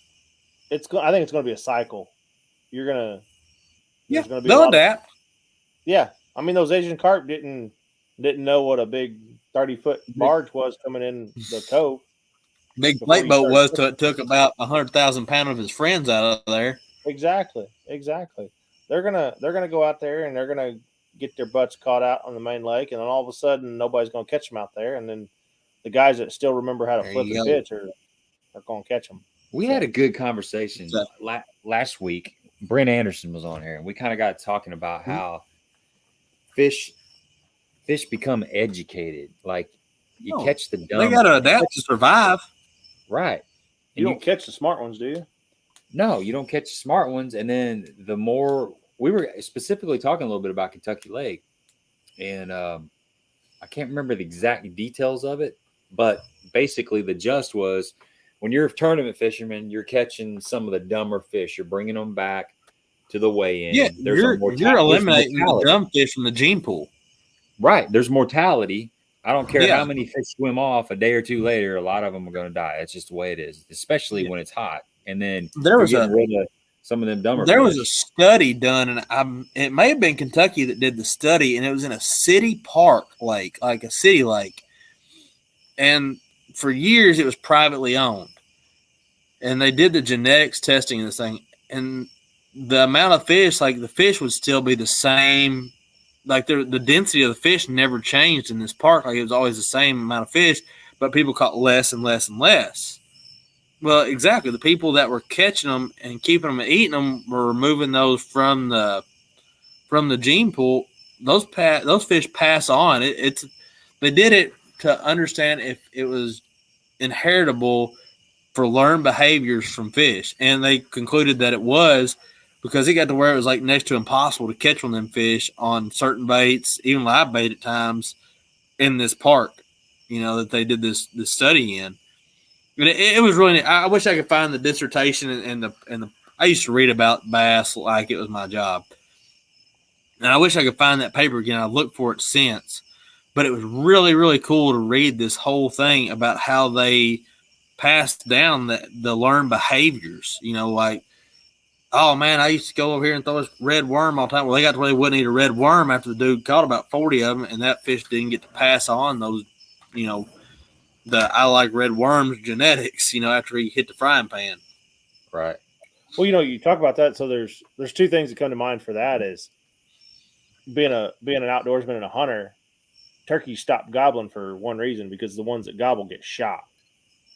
Try hunting LBL, like over here between the lakes.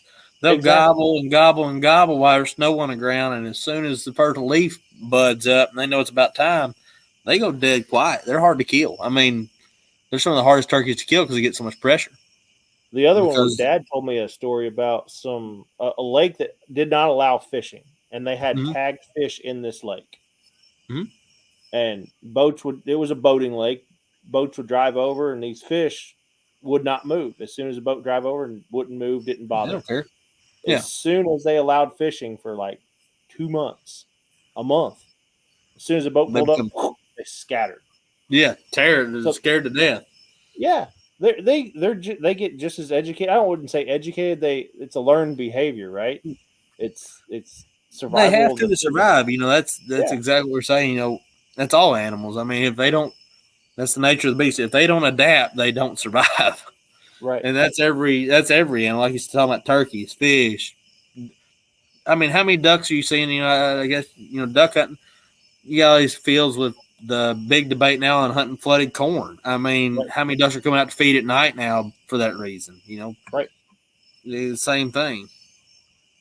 I think that happens a lot in the summertime and obviously during the full moon, but in the summertime, a lot those fish will feed at night, a whole bunch. And it can be. And I look at the education. I look at I go back to these carp. I learned a lot commercial fishing that helped me as a bass fisherman.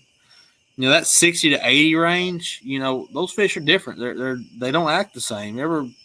Water temperature means more to a fish's behavior than most. And you say, oh, it don't matter what the water temperature is. Stick your hand there, it's cold, it's warm. As far as I got. So that's exactly how I feel about, bass the same way. Every fish is different at a certain temperature. I mean, obviously they act different. They have to feed more at a higher temperature to maintain their metabolism versus a low temperature. So, it's just, I love learning about bass and fish. And like I said, the more I commercial fished, the less I felt I knew about bass.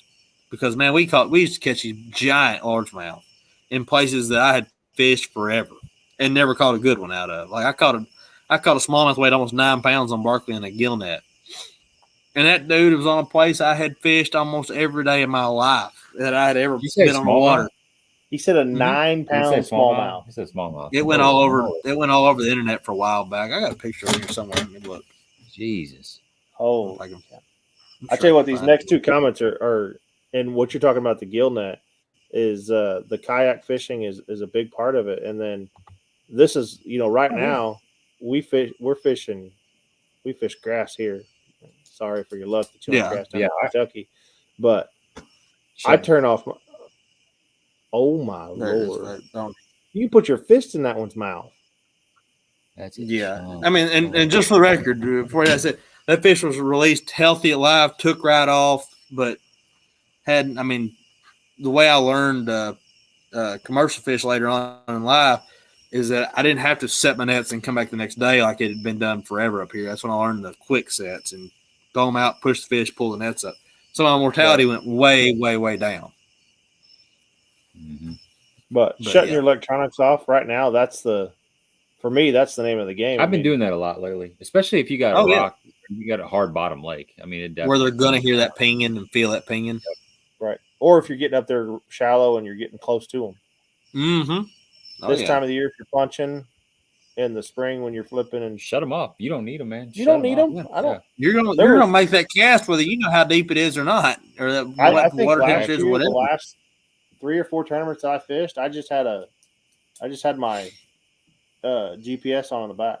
I didn't even take my. That's all I run. I'll be honest with you. I used to have 5 electronics on my boat.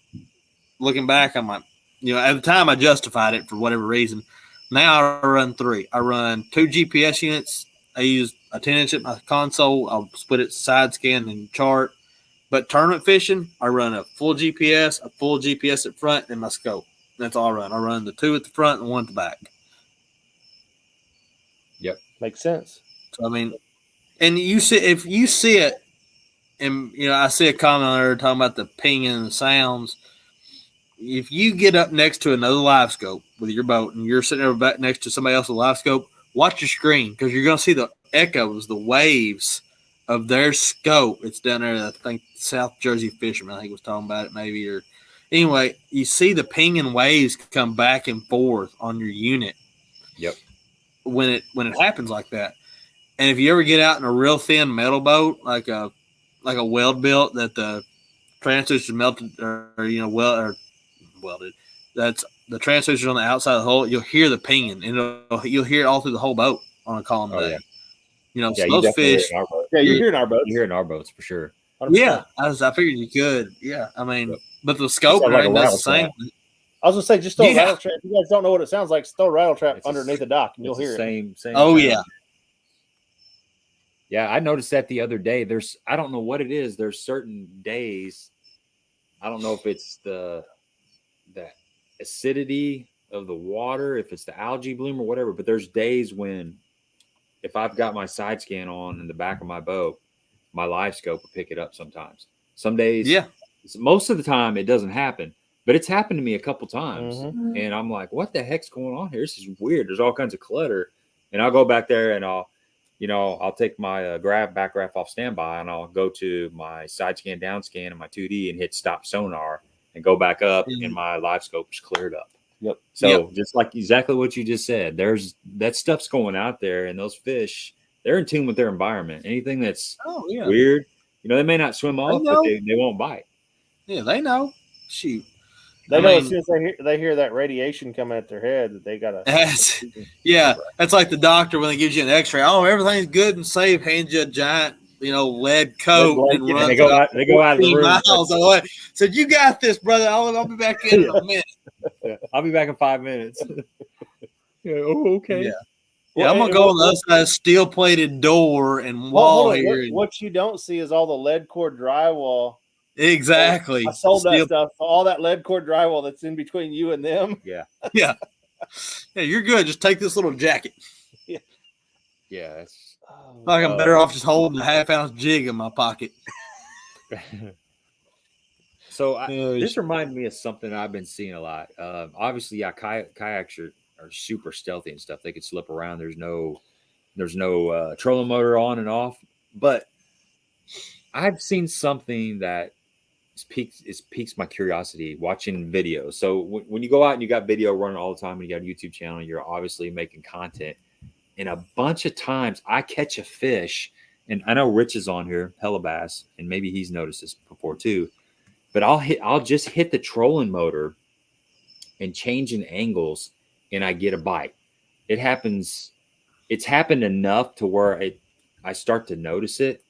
And so I have a couple theories. One, obviously, I may be changing the speed of my bait, because I see that a lot. I see, I slow down my rear retrieve, or I bring my rod towards my bait and I get a bite right after that. I see that happen. But there's been a lot of times where I'm changing the boat. The nose of my boat is making a change after I've hit the trolling motor. And I don't know if it's the angle of the bait, if it's speeding up, or if it's slowing down, or if I'm actually, when you hit that trolling motor, you're causing maybe bait fish to kind of scatter, and there's bass in that area. And then all of a sudden there's some bait fish moving around and they get active. So there's something's going on with that trolling motor. And it's just, I'm gonna really start paying attention to it a little bit more. Is that justifying that you don't want to buy a kayak and paddle around the lake? I bought a kayak yesterday. Did you really? I bought a kayak. Yep. There we go. My father-in-law's an auctioneer, and he said, "Hey, we got this kayak up here. Come over here and take a look at it. It's a 13-footer, and we got a good deal on it. So I got a kayak now." There we go.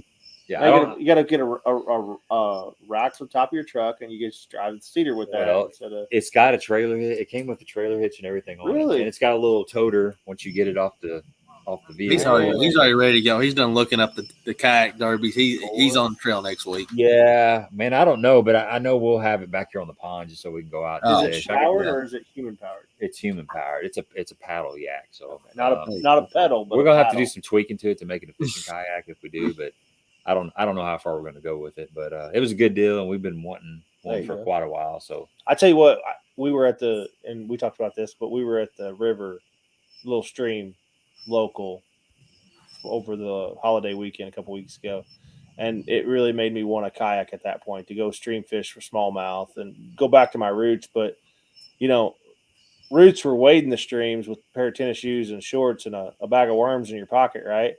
And now it's like, you know what, kayak would be really nice because I could go a lot farther and get a lot deeper holes. A lot less effort. Yeah, exactly. A lot less ticks. That's for sure. Ticks and cottonmouth. Yeah. Save yourself a lot of sweat. Yeah, I've never kayak fished. Yeah, I've been out one time in my life, and I fished out, and I was like, man, I could see why this would be cool. I said I could also see me falling out of this thing, getting really wet on a really cold day too. Well, I went down. So I got a little layup boat, which is 4 foot wide, right? So it's super stable. A little UFO style. What's that? UFO style layouts? No, I have it's a more of a sneak boat, marsh boat. Okay, I got you. Floats in about 2 inches of water. Yeah. It's really nice. Yeah. But what I realize, I'm not a kayak fisherman because I set the hook on a frog bite at my pond the other day. And it goes woo, woo, woo down the lake. As soon as I swung on him, the boat's just spinning in a circle, and I'm so frustrated that I can't catch up with him. That's what I hate about canoes. Canoes are even worse than kayaks. Yeah. They are squirrely.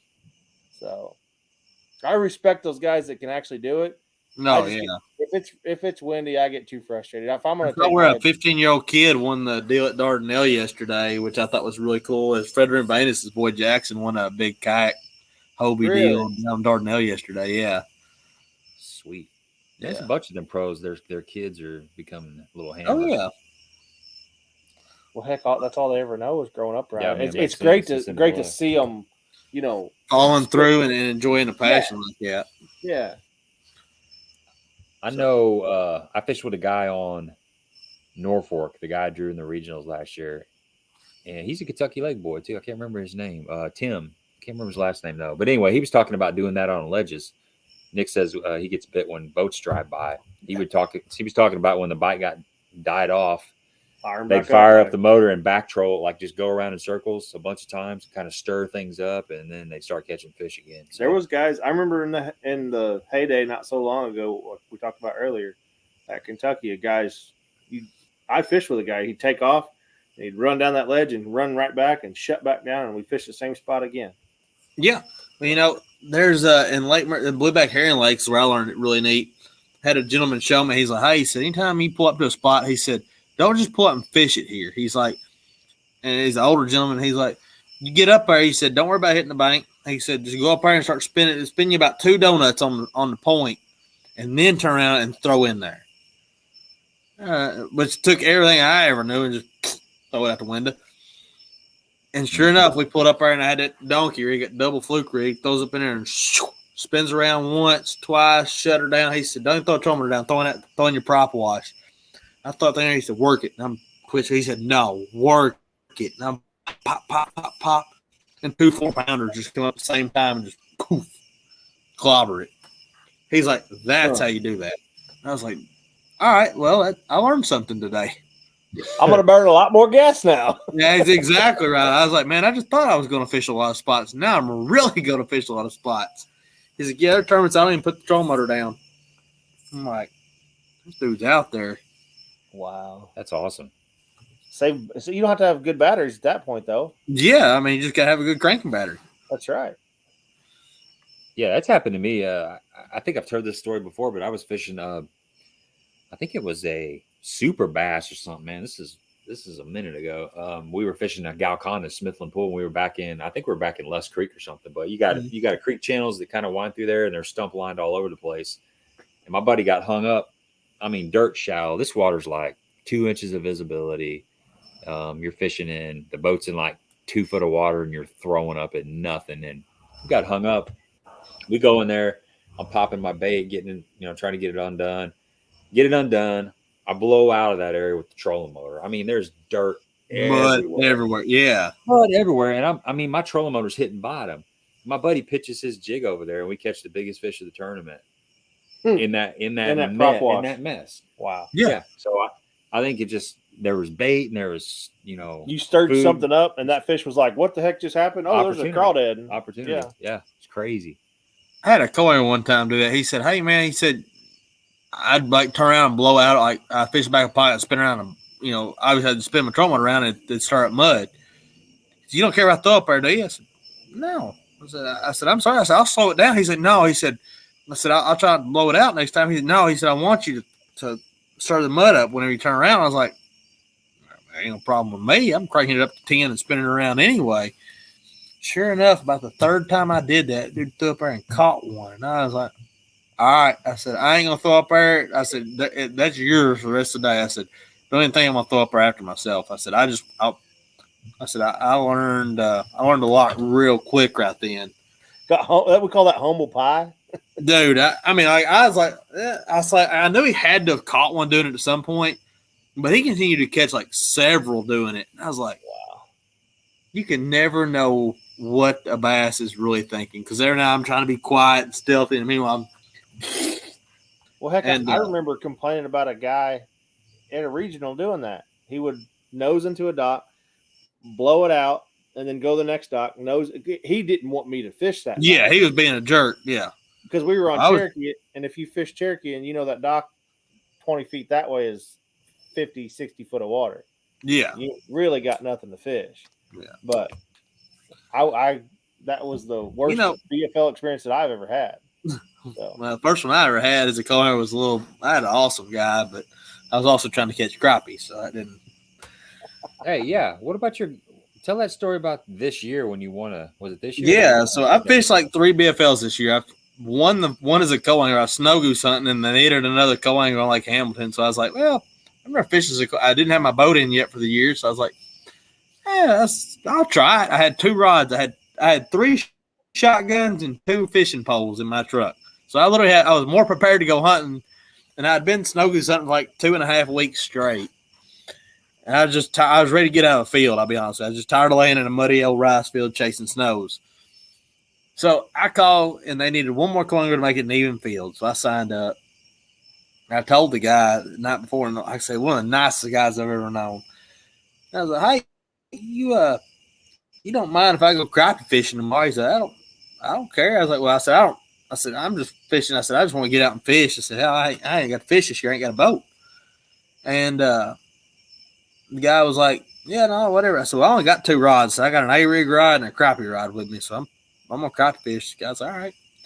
First place he pulls up to, I look at the depth finder, I'm like 50 foot. So I'm like, maybe I'll run across a random school of crappie.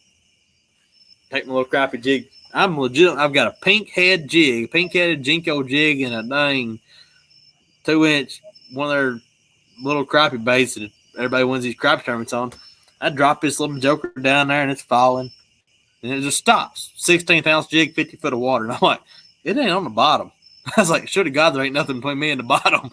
So I ease up and it's like a 4-pounder. And I was like, well, that's handy. My first 5 drops of the morning, I put a limit in the boat. About the 3rd fish, Jim, I said, you want one of these? The guy's like, yeah, I'll take one if you got an extra. I was like, I'm sure I do. So I popped my bail open. That thing's falling down. It's down on the floor, and I'm rigging this guy up a crappie jig. And I look, and it stops again. So my rod's in the floor. I picked my rod up, caught my 3rd or 4th one, whichever one it was. My last one, I get him tied up with another crappie jig.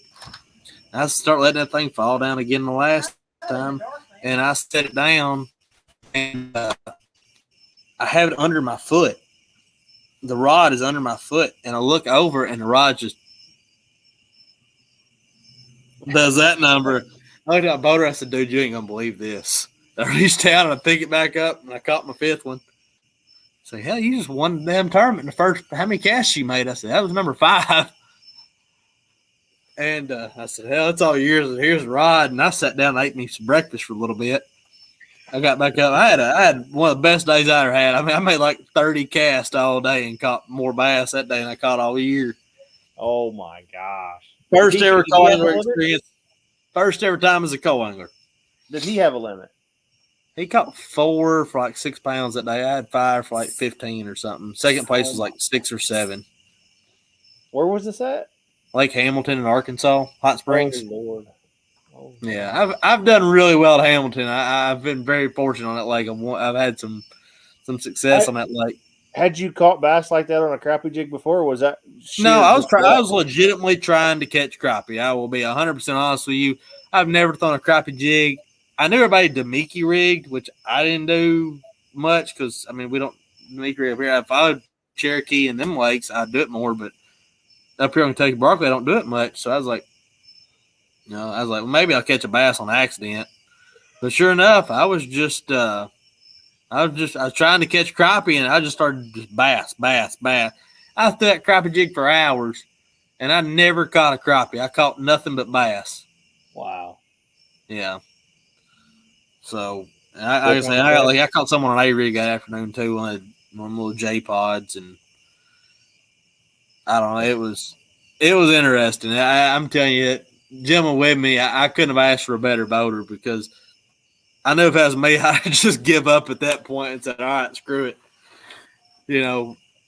But we ended up, like I say, still good friends this day. That was the first time I ever fished as a co-angler. My only experience. Well, I'd say go out while you're on top. You nailed it. I say I'm retiring from the co-angler life.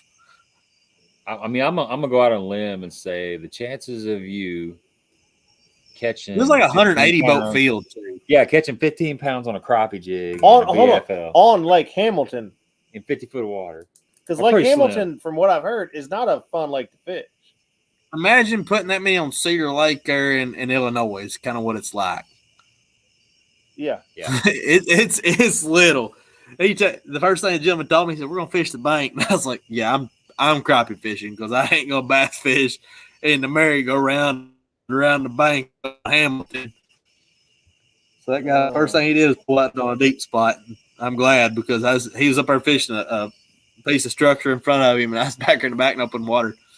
So, well, here's what's here. I said, "Brother, you just do you." I said, "I'll be back here crappie fishing if you need me." I said, "I'm dead serious. I don't care if I catch one at all today." I said, "I'm back here just enjoying the day." I thought that was a joke. When I saw that, I saw a post somewhere about that and a pink crappie jig. I said, this man's trying to sell some crappie jigs or something. I texted Melinda that morning. I'm going to look for it here because I remember texting Melinda that morning. And I was like, she texted me like good luck or something like that. And I said, "I appreciate it. I already got a limit." And she's like, "What?" And I said, "Hold on, I'm about to catch another one." She's like, "What?" And I drop it back down and I catch one. I'll find this thing real quick. But yeah, sure enough, it was all on just a little pink-headed crappie jig. Caught every one of them. Did you tell that story on stage at least? Oh yeah, I told everybody. I come in there, like I say, it's the biggest field I think they had all year. Wow. Let's see, here's the championship. Yeah, it was one of the bigger fields they had all year. So I was like, man, I ain't got a Ice Cube's chance in a hot place. And sure enough, we're almost there. I'm getting to the dates now. But yeah, sure enough, it was on a pink and white jig. I caught every one of them on. That's amazing. Let's see here. You're not going to get too much information. There's the jig I caught it on. That was that morning. That's great. That's Lord. Good stuff, man. Led to one of them things. So, yeah, I told the guys, listen, I said, you ain't going to have a call in your life ever not care as much as I do. I got in the floor. It was cold. It was 45 degrees. I put my hoodie on, and I turned my back to the wind, and I sat in the floor facing the other way. I said, just tell me when we get there, brother. I said, don't even worry about it. See, we're trying too hard. So I thought he's like, man, you can buy a pack of them jigs for like $3.99 too. I mean, that was the cheapest tournament I've ever had as far as tackle goes. I was like, Did you at least bring it like a Walmart sack? Tell me. I had a backpack. I had my stuff in a backpack. You had a finger pack. And I think I had like a Zoom package of worms, like maybe 2 packs of swim baits, an extra A-rig or 2, and then the rest of my stuff was all crappie stuff. And that's what I had in my back. I had to go to the store to go buy jig heads for actual swim bait the night before. That's awesome. Yeah. That's so that was one of my favorite things. How many co-anglers have we saw on the banks that morning that's got 2 tackle bags on one on each? Oh God, that's all I can think is I don't want to be that guy. That's what I told him. I said, listen, brother. I was like, I'm not going to be that co-angler. I said, I've never fished this co-angler before. I said, I tell you what. I said, you tell me what time and where you want me to be at. He wanted to be there 2 hours early at a ramp. Had nobody there, and it was raining. I was like, I'm going to enjoy my day. I don't like. I'm usually they're calling boat numbers when I'm pulling in the parking lot most of the time. I was like, well, this is a different experience for me.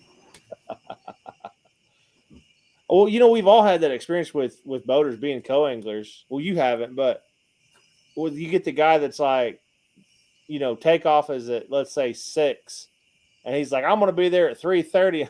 I'm going to still be in bed, bud. Like, there's no reason I need to sit out in the dark for 2.5 hours. Like, well, we get a good parking spot. Well, you get a good parking spot, and you just meet me at the dock. Like, yeah, Melinda, I'm good with that.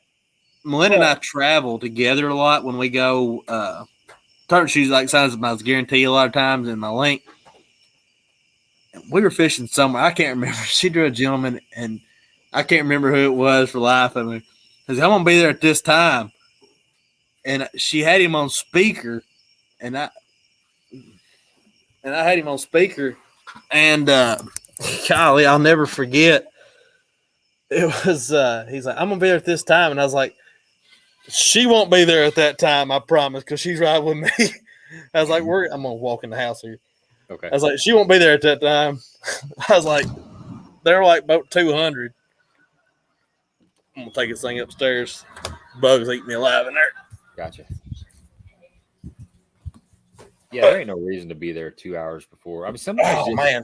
But then again, if everybody had that mentality, it would be a giant cluster whenever it all come to. Oh, it would be. It's just it's what makes the world go round. We got the people that show up 10 minutes before their takeoff. They pull in the parking lot and they're ready to go. And then you got the guys that aren't ready when they get there. They got to get everything ready, get everything unhooked. That's why they get there 2 hours early. Oh, yeah. The other guy that sits there in the water for 2 hours. Most of the time, I'm the guy that's pulling in as they're calling boat numbers, and as they're still calling, I'm spooling up a new reel. Like, I had a gentleman one time with me, I'll never forget it, and he could be watching this right now. I'll never forget it. He's like, man, they're getting ready to call our boat number, and I was like, man, I don't catch anything before 10 o'clock anyway. And this is back when I was in college, and I was probably drinking a little too much the night before and didn't feel like it. That's funny. And they ain't biting. He's like, man, they just called our boat number. So we'll be there in a minute. I said, heck, we'll figure them out. This is back when Kentucky was still good, and I wasn't worried if it wasn't running current. So I was like, well, we'll catch them whenever we get around there to catching them. But I'll never forget. I was like, man, it'll be all right. I said, I got to spool this rod up and everything else. I said, they ain't going nowhere without me. I got to trim my toenails. Yeah. It's like, man, I could take a nap and feel a lot better right now anyway. It'd be better if some of those tournaments started at 10 a.m. instead of 6 a.m. I've argued that for years. A 4-pound bass weighs the same at 3 o'clock as he does at 8 o'clock in the morning.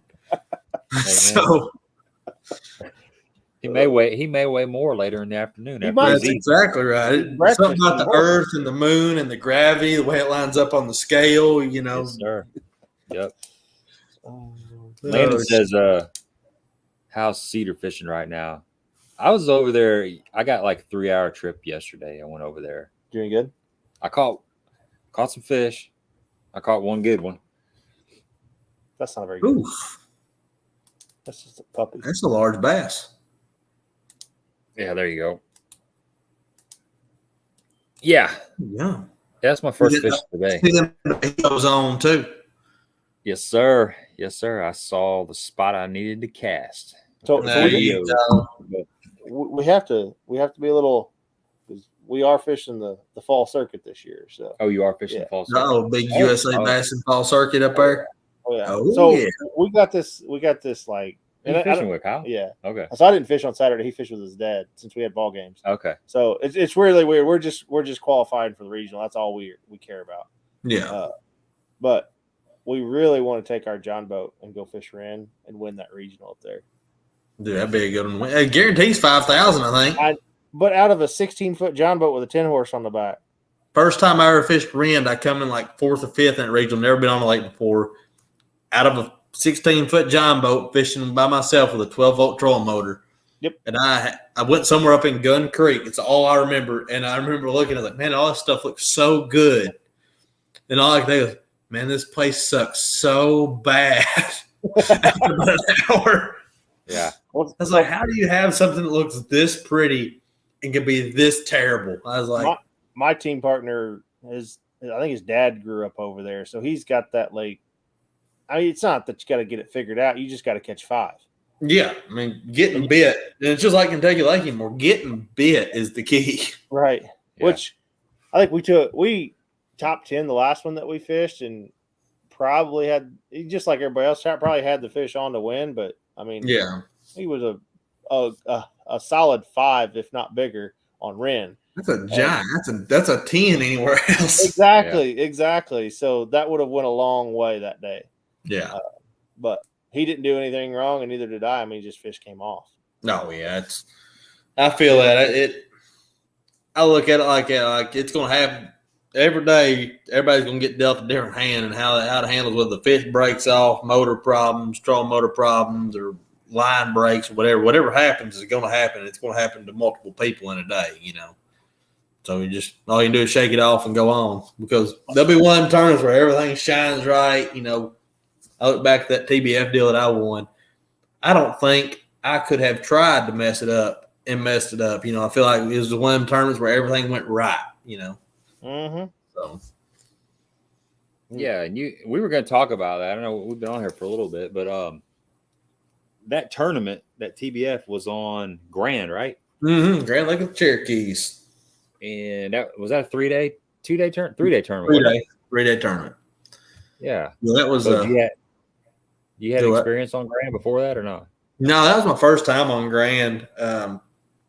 I kind of knew, like, talking to friends and stuff, I knew kind of what area of the lake I was going to fish, just based on, what water looked like. So first thing I did, and what I did mostly, I just took me a lap. I put in and I wrote, I was like, this looks like dog water. This looks like terrible. I was like, yeah, if I got to the area of the lake, I was like, this looks all right. And I loaded up. That was my first day of practice. And the guy that I practiced with, and I had fished with the gentleman in the state tournament to make it there, and we've become best friends ever since. One of my, like I say, still one of my best friends to this day. We took off that day. He's like, is that all we're going to do? I said, yeah. I said, I narrowed half the lake down right there. I said, I know the 2 or 3 mile stretch I'm going to fish because that's a watercolor I like, and that's the temperature. Everything's right for that area. He said, man, you don't practice very hard. I'm like, the only thing I've learned in this sport is like practice is important, but I said, when it's meant to happen, it's going to happen. And I was like, I said, you got to put your effort in to a point. And that next day I went out and I'm looking around. I'm getting more in depth in those areas. Obviously that first day I went out a little bit more, but drove around some more. Next day I fished a little bit, and I'll never forget it. There was a shad come out of the water. And he wasn't one little happy shad out just flipping and flopping. No, that joker was pop, pop, pop, pop, pop on his way out. Something was after him. Someone was trying to make a full-on hamburger out of this deal. So I told the boy I was with, I said, hey, throw in there. He said, why? I said, I'm pretty sure that's a bass. And I'd seen him behind that shad. He has a jerkbait on a Pursuit 110. I'll never forget his one Jinko jerkbait. He sent it in there. He's like 2 twitches and sets a hook, and I said, that'll be the last hook set we have for the day. And it comes up, and he's got like 4 or 5 of them following this 2-pounder in there. And it's March. And I'm like, that's a bunch of bass. This is pre-Livescope. So he lands his fish. I said, don't even think about throwing back in there. So we turn around and leave, and I found another decent little pattern to back up on if I needed it. And that tournament, I pulled up on the first day. And I think I made 6 casts in there I made 5 casts the first day. Caught my 5. Day 2, I pulled in there and I made 6 casts to catch my 5, and they weighed like right 19.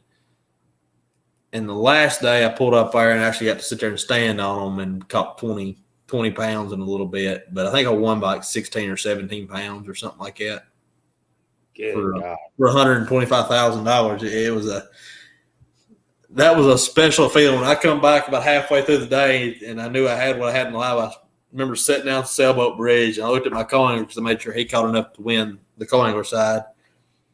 Like, man, I don't know how I feel about this. We have $160,000 worth of bass in this boat right now. And I was like, I said, I ain't never looked at a bass as precious as I'm looking at these right now in my life. I was like, I just looked at that guy. I said, I don't know what $35,000 will do for your life, but I said, I know what's fixing to change in my life. Jeez. For sure. All out of a tournament that I never paid an entry fee more than $200 to make it there. Yeah. So with that TBF championship, there's more than just that money. You also get an opportunity to kind of fish professionally. Is that right? Yeah. So, and this was something, growing up in fishing, I'd always wanted to fish professionally. That's what. So I thought, I wanted to grow up, and I was like, man, I want to be a pro. And I had all these friends that fish professionally. I looked up to them, and then it hit me like I've been in the industry the majority of my life and around fishing. And I won this tournament. I was sitting there and I was like, man, I got the opportunity to fish the pro circuit. And I was like, that's cool, But it didn't just like, I'll never forget the drive home. I stopped and I was just in disbelief. And I thought about a lot of things. I was like, man, why do I fish? Do I want to fish professionally? I always have. I always wanted to. It was the first year they didn't have the Forcewood Cup. So, of course, I didn't get to fish the Cup that year. And so I was like, that one kind of stung. Yeah, no doubt. But so I was on my way back. I was like, man, for about 2 or 3 hours, like, man, I'm going to fish it. I'm going to do it. And then reality kind of just brake checked me. I don't know if I saw a cloud that was shaped a certain way or what happened in my life that I hit this epiphany. And I'll never forget where I was. I was in northeast Arkansas when I hit it, or northwest Arkansas, I apologize. And I just stopped, like pulled over the side of the road, and I looked at the trophy, and I looked at the check in the back of my truck. And I was like, I want to be the grassroots guy. I don't want to fish professionally. I was like, I did the math in my head. I'm pretty analytical. I've had a lot of success. I'm not dumb. I'm relatively educated. And I was like, I said, I want to be an example. Because I was a kid growing up, man, I want to fish. I want to fish. I want to fish.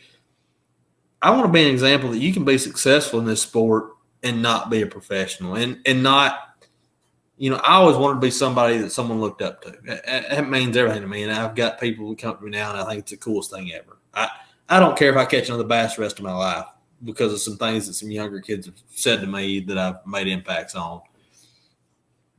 And the fact that I've done that without fishing professionally, that I've been able – and the biggest thing that I preach to anybody that wants to go to that level, I want anybody to dream that wants to be there to do it. I do.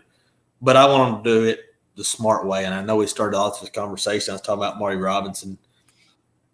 You have – in order to succeed at bass fishing, you have to be prepared to fail at every event you go to. That's one of the kind of my key point. In order to succeed, you have to be able to go to every tournament fishing last place and not put yourself, your family, in a bind, in a bad mental state. If I don't catch them, all right, I'll go on to the next one. I go home. I know when I go home from a bad tournament, I got my girlfriend or 2 little girls, my family. I'm still just as respect. I carry just as much home from a bad tournament as I do a good tournament, maybe plus or minus a few dollars. So I was like, man, I enjoy fishing to fish. I don't enjoy it because I want to make a living at it. So I'll never forget the phone call come in. He's like, Lance, you excited to fish pro circuit next year? And I was like, man, I don't know how to tell you this, but I'm not going to fish it. And kind of, you can tell I was the first person to ever win that prize and not take that win, not take the leap in there. And it surprised a lot of people, including myself, when I actually said no. But to me, I wanted to be able to help people understand that you don't have to keep advancing to be successful at this sport. I mean, I feel like I've made a pretty good living bass fishing, a supplementary living. But I've been able to fish with my granddad on Tuesday nights. I've been able to go out and hang out and do all these things I wouldn't be able to do if I had to be gone so much. And like I say, my hat's off to those guys who go out there and do it all the time, because that's hard. That's a hard living, professional bass fishing. Cody Meyer said it best: you're a truck driver that bass fishes on pit stops. Yeah. And it's I respect those guys a lot that do it and do it successfully and can manage a family and everything in the time. Brian Thrift, my hat's off to guys like that, because that dude's an animal in the water and is an awesome guy to his family every single day. You don't talk to him on the phone where he's like, oh, hey, I'm going to get off here. Miss Allie's calling or Wiley's calling or whatever. He is one of my idols. But also, I look at a lot of other guys that really put their families in bad situations just so they can be a pro. It's a sport with a lot of pride, and I love it. I love the fact that this sport has the pride that it has in it, that it carries the friendships and things that it can lead to. But like I say, that tournament was probably the most pivotal point in my life as far as the direction that I wanted to live, because I had to make the choice when that phone call come in, like, you know what? This thing I've wanted since I was 8 years old that I've got given to me. Like, you know what? You can give it to the next guy. I'm just going to go. I'm going to go fish a Tuesday night with my granddad. And that's deep. That was deep. Deep. I mean, I gave a speech to a bunch of high school kids one time, the way I started it off, and I'll never forget it.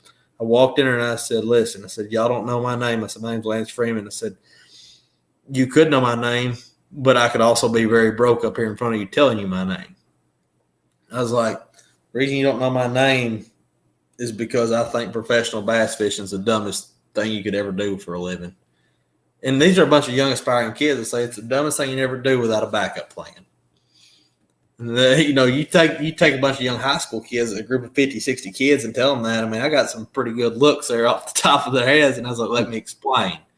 Yeah. And I was like, I encouraged every one of them. I was like, I don't think that every kid needs to go to college. I was extremely fortunate. I did well in school. I did well in fishing. My fishing paid for my college. I was blessed beyond belief with that. But I'll tell you right now, had it not been for scholarships that I had won through trails like USA Bassin and Bassmaster had a trail and TBF had a trail, I had an extremely fortunate career growing up, and people to take me and teach me and introduce me and put me in those situations to do well. And because of that, I got paid for it. But I told them, I was like, if y'all want to be a professional bass fisherman, I said, you have to find an avenue that makes money for you when you're fishing that doesn't have to do with fishing. You have to be making money whether you're there or not, because life's going to go on outside of this bass tournament. People still going to need their houses plumbed. There's nobody in more of a panic than somebody that doesn't know how to stop a toilet after they use it and it don't stop running. All right, you could charge somebody $1 million at the right time if they got crap running out their toilet seat, and you're going fishing a bass tournament. If you learn a trade and stuff like that, and that's what I know. I'm sure we got some kids on here tonight. A business, a trade, it may take some time to start up. It's going to take away from some bass fishing that you want to be doing right now. And that was what commercial fishing was for me. I was fortunate enough to let my commercial fishing fund my bass fishing to a point of safety, that I didn't have to worry about, oh, I got to get a check, or I'm not going to be worried about getting gas money to get home. Some people do great in those kind of situations, but a lot more don't. There are guys that go up to the right. I mean, a credit card company will lend you the money to go fish the tour if you qualify for it, but you're going to pay for it for the rest of your life if you don't do well. So I look at a lot of things, at what was it? I was 25 years old, 26 years old when I won that. And I had to make that decision I wanted to set an example that you don't have to put yourself in a situation to be a professional. To be a professional is to be a better person in life and fish because it's fun and you enjoy the sport. The best people, and this is from the industry, that I look at, as I go to these trade shows, ICAST and stuff, I see all, high school fishing is getting to be so big. I just come back from the ACA College Big Bass Bash this weekend at Paris and saw 550 college anglers fishing an event. Jeez.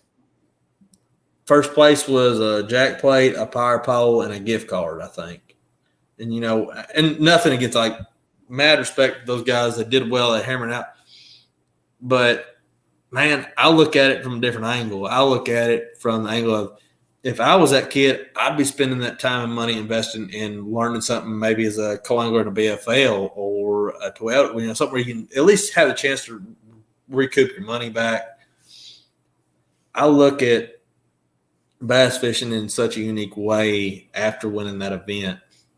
And I mean, it's pretty pivotal, and I don't mean to keep rambling on here, but the point I'm trying to drive home, and if any kid can take anything from this, it's this, is that bass fish to enjoy it and build your life around the fact that you enjoy fishing. Don't make your life strictly about trying to make it to the next level.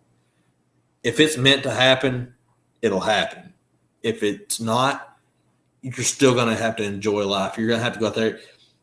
Fishing's awesome. I wouldn't be on this thing right now if I didn't enjoy fishing, if I didn't meet Gabe, if I didn't have a great time with him in the back of my boat that day on Lake of the Ozarks. But I didn't catch a keeper bass. That was the only zero I think I've had in years. So I want to just go ahead. Yeah, Gabe caught one. But all that to say that, I just want every kid to realize that being a professional bass fisherman is not out of the realm, but do it so that you don't hurt yourself in the future. Because at the end of the day, you're your best asset. It's what I've always been told. You have to build yourself up so that you can fish comfortably. Because if you can go out every day with a clear mind, like if I get paid, great. If not, great. You're going to fish a lot comfortable. You're going to catch more bass, and you're going to be a lot better angler because you're comfortable out there every day. So that's my advice to you, kid. Well, and what you said, and kind of close it up, but it's not the glamorous lifestyle that you see on TV. So, like you said about Cody Meyer, it's a grind every day.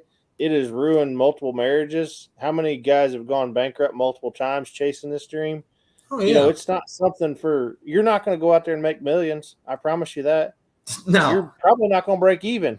The only way to become a millionaire in bass fishing is if you start out as a billionaire, and that's a promise. Because I'm telling you, I think we all had that same dream growing up, right? As bass fishers.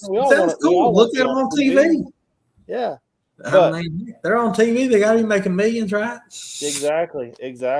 It's not a sport for the faint of heart. Now, it's not saying that you guys can't go out and do it, but no, anybody, but it's a reality check, right? Like, I don't want somebody going out there. I remember being a kid. Oh, if you push hard enough, if you dream hard enough, and you try and you give everything you got, you can do it.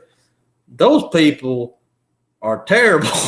Like, I want you to dream and go after stuff, but go after it in a way that you're not sacrificing everything you have, then everything that you genuinely care about to go chase a bass. Good Lord, there's thousands of them out there, and all they do is swim around there and they eat. And just because the simplest thing can cost you all this money and heartache because a fish decided not to bite while you're trying to throw in front of it.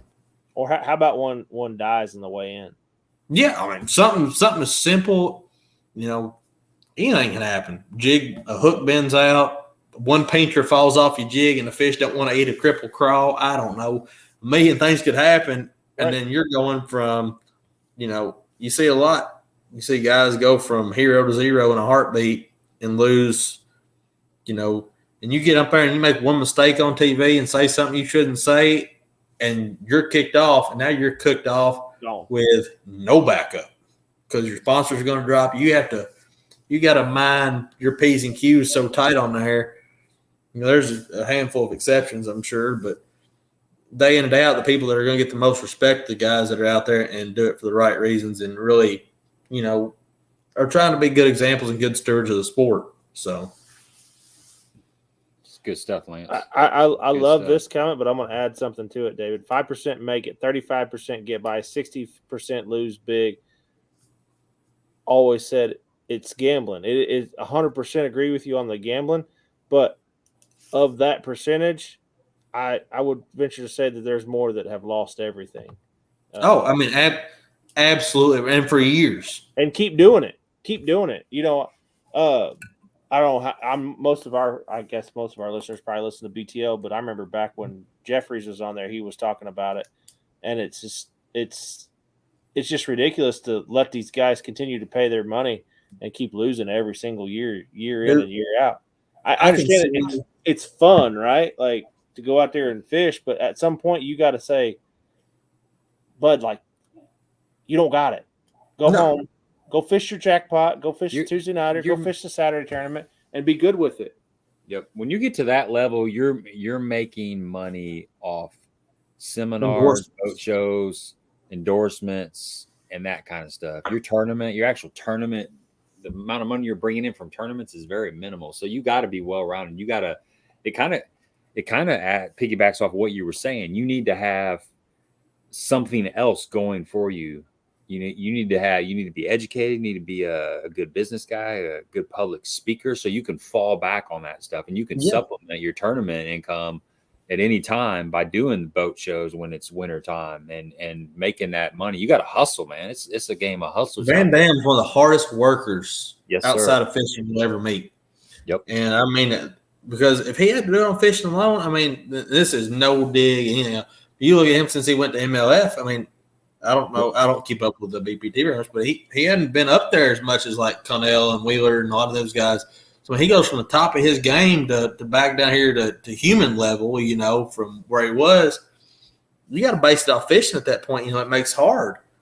So I look at it, and I just saw a comment pop it up, and it's an addiction for some. It's gambling. I mean, golly, I love playing horses. I've always enjoyed gambling within my own means, though. I mean, because everybody else wanted to play farm on it.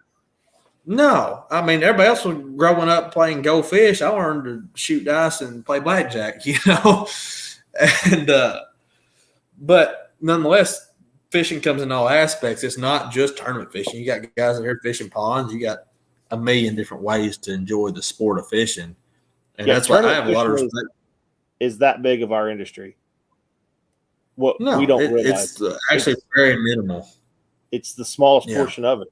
It's the guy and his grandson going down to the pond, going to the market up here to get a tube of crickets and a couple gold Aberdeen hooks and go down there. Guggen baits. I mean, a lot of people give them down the road. They made an absolute dynasty out of fishing ponds. Yep. In content creation.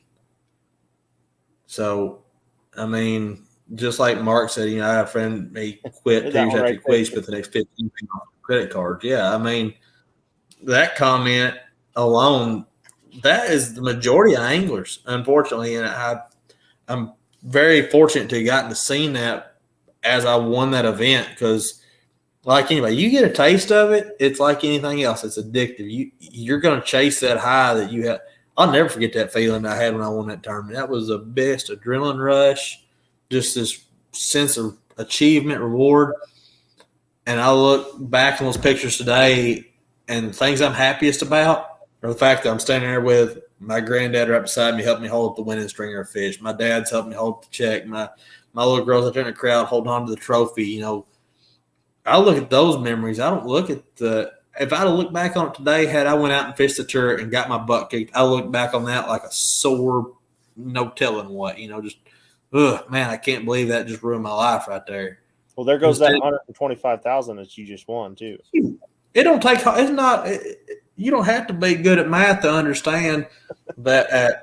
We're going to simplify things here. 5,000 an event, and the last check is 8,000. We're going to use the whatever MLF calls their new thing now. We're going to use this just for all simple purposes. 5,000 an event. You got 6 events, so you're at what? 5, 10, $35,000. $30,000 right there. Entry fees alone. That's no hotels, no gas, no food, no baits, nothing. And that's probably going to be, you're going to look at spending 5, 6, 7. So you're looking at spending $7,200 to $7,300 an event. So if you get a check at every one of them, you're going to profit was it $800? Yeah. I'm saying run the mill check. You're making $800, but you're risking $6,000. You're risking this $7,200 to do it. I don't know another sport on this planet where if you go up there and say, hey, if you give me $7,200, I'll let you roll this dice over here or flip this coin, and if you get it right, I'll pay you back $8,000. And on the chance that you get it wrong, I'll flip it over, and there you go. I'm up $7,200. It's a great deal on my end of it, but I'll take that bet all day long, won't you? Exactly. I'll pay out $800 to a handful of people. Yeah, that's how I look at it. I mean, Sketty's got it right. $8,000 before taxes, probably. Yeah, I mean, that's before you get paid before they 1099 you at the end of the year. I mean, I don't know. I see it that way. I look at this year, and I told a gentleman just this morning, I was like, I've had a fantastic year on Kentucky Lake. I've had the best year I've had. I've won, I think, 28 out of 36 tournaments I fished this year. Something crazy. I've had and a lot of them, 15 boat tournaments, but still, best year I ever had. I could probably do the math, and I still come out losing on the year, But it don't matter because my profit this year didn't come from the money. It come from the memories that I built. If you look at my Facebook, my Instagram, most of the pictures where I won was with me and my granddad or, me and people that I enjoy spending my time with. I went to Mexico, went to marlin fish with my girlfriend. That was the stuff that I do now for fishing is because I love the sport. It's not because I'm trying to make money at it. It's just tournament fishing is that competitive edge for all of us that love it. But we're not going to go out there and spend what we don't know, what's out of our realm until you reach that certain level where you think you're a pro, and then you're going to spend whatever it takes to be a pro. And that's the way a lot of guys look at it. I know I'm eating up a lot of time rambling on here, guys, but no, it's good stuff, man. It's good stuff. I wanted to say before I forget, Mark Politti was last week's winner. Polite, is that how you say it? Yeah, Polite. Okay, Polite. Sorry. I think. And I will get your stuff out this week. I do apologize. I saw your email, but I was like in the middle of doing stuff, and I saw it there, and I meant to go back and check it, and it got away from me. But your name popped up a while ago, and I see a whole box of stuff sitting down here. So. Yeah, I just got to get it in the mail. So man, there's still 73 people on here. This is awesome. It's been a great stream. A lot of good comments, a lot of good stories. I think you guys did it on purpose. Must have talked about this beforehand because I'm tired. I had ball practice and I figured we'd get it in another hour or so, and now we're 2 hours in since I've been here. I wanted to add one more thing about it. If any kids out here watching, adults or high school coaches or anybody that's on here has any questions or wants to talk to me about it, which I'm not claiming to be an expert on this field by any means, but as somebody that's had the opportunity, I've had the opportunity to be really close to making the Classic, would have made the Forest Cup, qualify for the tour a couple times. I'm on Facebook, Instagram, somewhere on there. Y'all are more than welcome to message me on there, and I'd be happy to answer any questions or talk to any high school teams, college teams, whatever I need to do. I've been fortunate. I grew up from the base level of junior fishing through high school, college, semi-professionally, I guess you would call it, fishing Toyotas and stuff. And all that to learn to the level that, what it takes. I can tell you what it takes to be successful at bass fishing, and that's literally what Gabe's doing here. Whichever way is this way, Gabe? Yeah. And whatever Gabe's doing here, I was just trying to point at it here, but I'm not really good at these laptops. You had it right. My best suggestion to anybody out there, if you love it, you know, Gabe, I look up to him a whole lot because what he does with this YouTube thing and what the Guggen guys did, and then you turn around there and look at what you got the guys on the other side like Connell and Wheeler and them that do really well. Brian Thrift, the guys that fish awesome. There's a tournament fishing this small in the whole thing. You said it best, JB. Tournament fishing is about this much of a percentage of our fishing community. So remember that. That's who your sponsors, your guys that are in the industry are looking out for.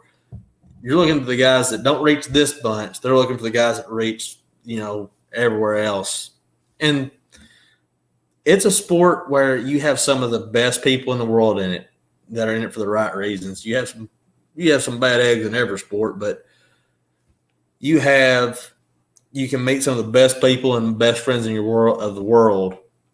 And I just, like I say, I'm going to just go ahead and say it now while I'm thinking about it. I want to thank people like Gabe and the good people that are out there fishing it because they enjoy the sport. The people that are out there trying to get people involved in the sport.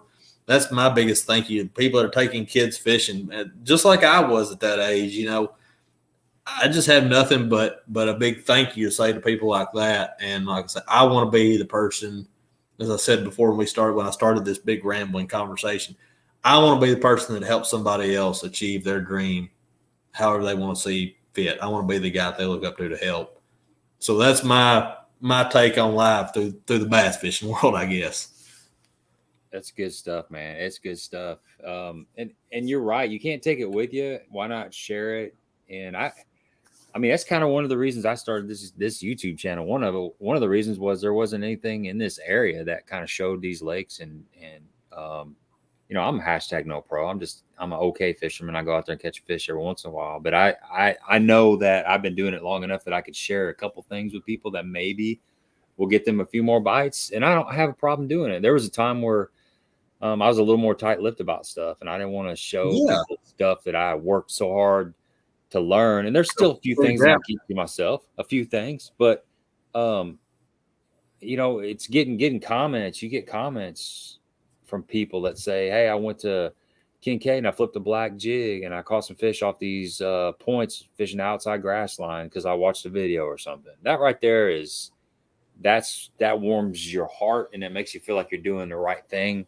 And that's kind of what this is. That's kind of how this all started. You know, we get great guests like Lance over here that's talking about his background, his story, where he's come from, where he's at now. And that's just inspiration. That's stuff that's what is really cool about having this is you get to have these conversations. Yeah. We had Brent on here and Brent won more money on this home lake here mine in September than anybody else probably ever, you know? Right. So, right. People get on here. You get all kinds of walks of life, and everybody's here because they enjoy fishing. They enjoy fishing. That's the one common thing we have. Most days. When your batteries work. Yeah, that's another story. But hey, you live over. You're on LBL, right? Right by it. Yeah, my family's from LBL. Like my grandparents were before these lakes were lakes. My family lived in what's now LBL. Okay. Well, there's a lot of like paranormal, like cryptoid activity stuff. I mean, there's a history over there, LBL. You got any stories, like any Sasquatch stories? Maybe not so much you, but I'm sure you heard something, man. Oh, no, I mean, you got to believe in the Sasquatch. You got to believe in the big feets. I mean, heck, it's like believing in a 10-pound bass on every cast. At this point, I still swear sometimes you're more likely to see a Bigfoot than you are a darn. There we go. Now they're popping up. Now they're rolling in. You're more likely to see a Sasquatch than you are a darn largemouth. Weighs over 9 pounds over here anymore. There is a history though over there, man. There is. I think Dion. I've heard horse like you hear the LBL. So obviously, my family's from over there. One of the coolest stories I can tell you is, you know, as they vacated people out of LBL, you know, my grandfather can tell you the last family to move out of there back out. And I'm sitting there looking for the number 2 because I think I remember what it was, but I don't for sure. I got you. We got to read that. You just focus on your Sasquatch story. Yeah, so you hear these stories like the LBL people now, so I'm gonna charge this computer. Like the people. Yeah, they'll be like the people that never left and just like homesteaded in there and lived off the land and everything. So yeah, you find all these wild stories. Like you hear people talking up in the woods, and I was over there fishing the other day. I was like, man, I think you're more likely to find a moonshiner up through there than you are a darn LBL people or a Bigfoot. So yeah, I think You must have had a really good number. yeah, he picked a good. I had a great number. I'm making telling them you. work. You are making them work. I mean, I could give a hint, but I can too. I can give same same hint that I'm gonna give. Yes, exactly. It's close to your house. It is. Is that what? Yeah, It is real close to my real house. close to your house. Only locals will get that one though. It's a certain I highway. feel like playing hot or cold with them, but at the same time, this might take a minute. You know, sometimes it's like we've had it the first guess, literally the first guess. We've had it a first guess. That's almost really like a second guess, and other times, Yeah. like first five a couple times. Yeah, I don't even know. I'm trying to think of how I even come up with the number, but I don't think there's any rhyme or reason. I think I just shouted something out. Yeah, just random. You just kind of blurt it out. What do you got going on the rest of the year? Like as far as tournaments and fishing and stuff like that? You got any? I don't know. Honestly, I really don't. I don't know what I'm going to do the rest of the year. I've thought about a lot. My little girls are kind of getting into sports. Yeah, no, I might fish a lot. How old is your little girl? I've got my girlfriend's got two girls. They're 6 and 7, fixing to be 6 and 8. Be 8 this weekend. So yeah, I know all about that. Mine's 8, and we're playing travel baseball, which I think is. Just we got volleyball. We had volleyball practice tonight. So, there was one that was close. 2 of them. I got a tennis player and a guitar player in my house. Oof. I don't know that I could do the. There it is. I don't know that I could do the guitar player thing. I'd be like giving kids drums. There it is, ain't it? We got a wiener. There we go. Brad, you saved us. Thank goodness. Your eyes were starting to cross. They were. Could you see it on the camera? I was counting them. I was like, man, should have got it to here somewhere. We've hit enough of them. Well, somebody. There was about 75 people that guessed 77. I was like, come on, add a 1 there. Somebody just had a 1 in front of it. Fishing Junkies got it right there. Second winner, 1 through 200. You got it. Yeah. So right here in Southeast Missouri, there's Highway 177, which actually has a little bit of Sasquatch history on it. It does. So. It does. Yeah. You didn't even know walked down through there with that shirt on a time or two, is what you're saying? Exactly. Oh yeah. Yeah. Somebody said lots of highways around Cape. Yes, there is. Man, let's wrap this up, dude. We've been going for strong 2.5 hours. I know everybody's sure everybody's done throwing a football around now. Man, it was. So, I enjoyed hanging out with you, dude. You have to jump back. Yeah, no, thank you. Like I said, anytime y'all want me to show, I'm more than happy to, guys. I appreciate the invite. Have a haircut though before he comes on next time. Dude, I'm getting one tomorrow. It's getting to the point my little girl's probably gonna start braiding if I don't watch it. I've had to. I'm put just it back jealous. In my I don't know what you're talking about. I'll let you borrow some. I'll cut it off. I mean, I lost it in my beard. Dude, talk about weird stuff from COVID before we go. I saw a commercial for long COVID the other day. All my hair fell out like in parts of my beard, and it grew back white and gray. Really? So that's why I look like it. I don't have the mange. I just got some kind of weird COVID side effect. It's crazy. That's weird stuff, man. It affects everybody. Guys, thank y'all for having me out tonight. I really appreciate everybody. Like I say, if anybody's got any questions, anything can help with, I got social media. I'm like every other human. I always got my dang cell phone on me all the time. So I'm more happy to answer anything anybody's got. All right, man. Awesome. Appreciate you and appreciate everybody out there for hanging out with us. Great conversations. And next week, just a little announcement. Dion Hibden's going to be on here. We're going to talk Big Bass Bash. And I wanted to get into Big Bass Bash with you tonight, but we ran out of time. We try not to make this into a 5-hour show. So I ramble a lot. I don't know if you Man, it was perfect, dude. It was perfect. We just like talking, and we try to keep it organic, and whatever comes up, man, we just go with it. So it was perfect stream. Appreciate your time, and that's it. We're gonna sign out. See y'all next week. Later.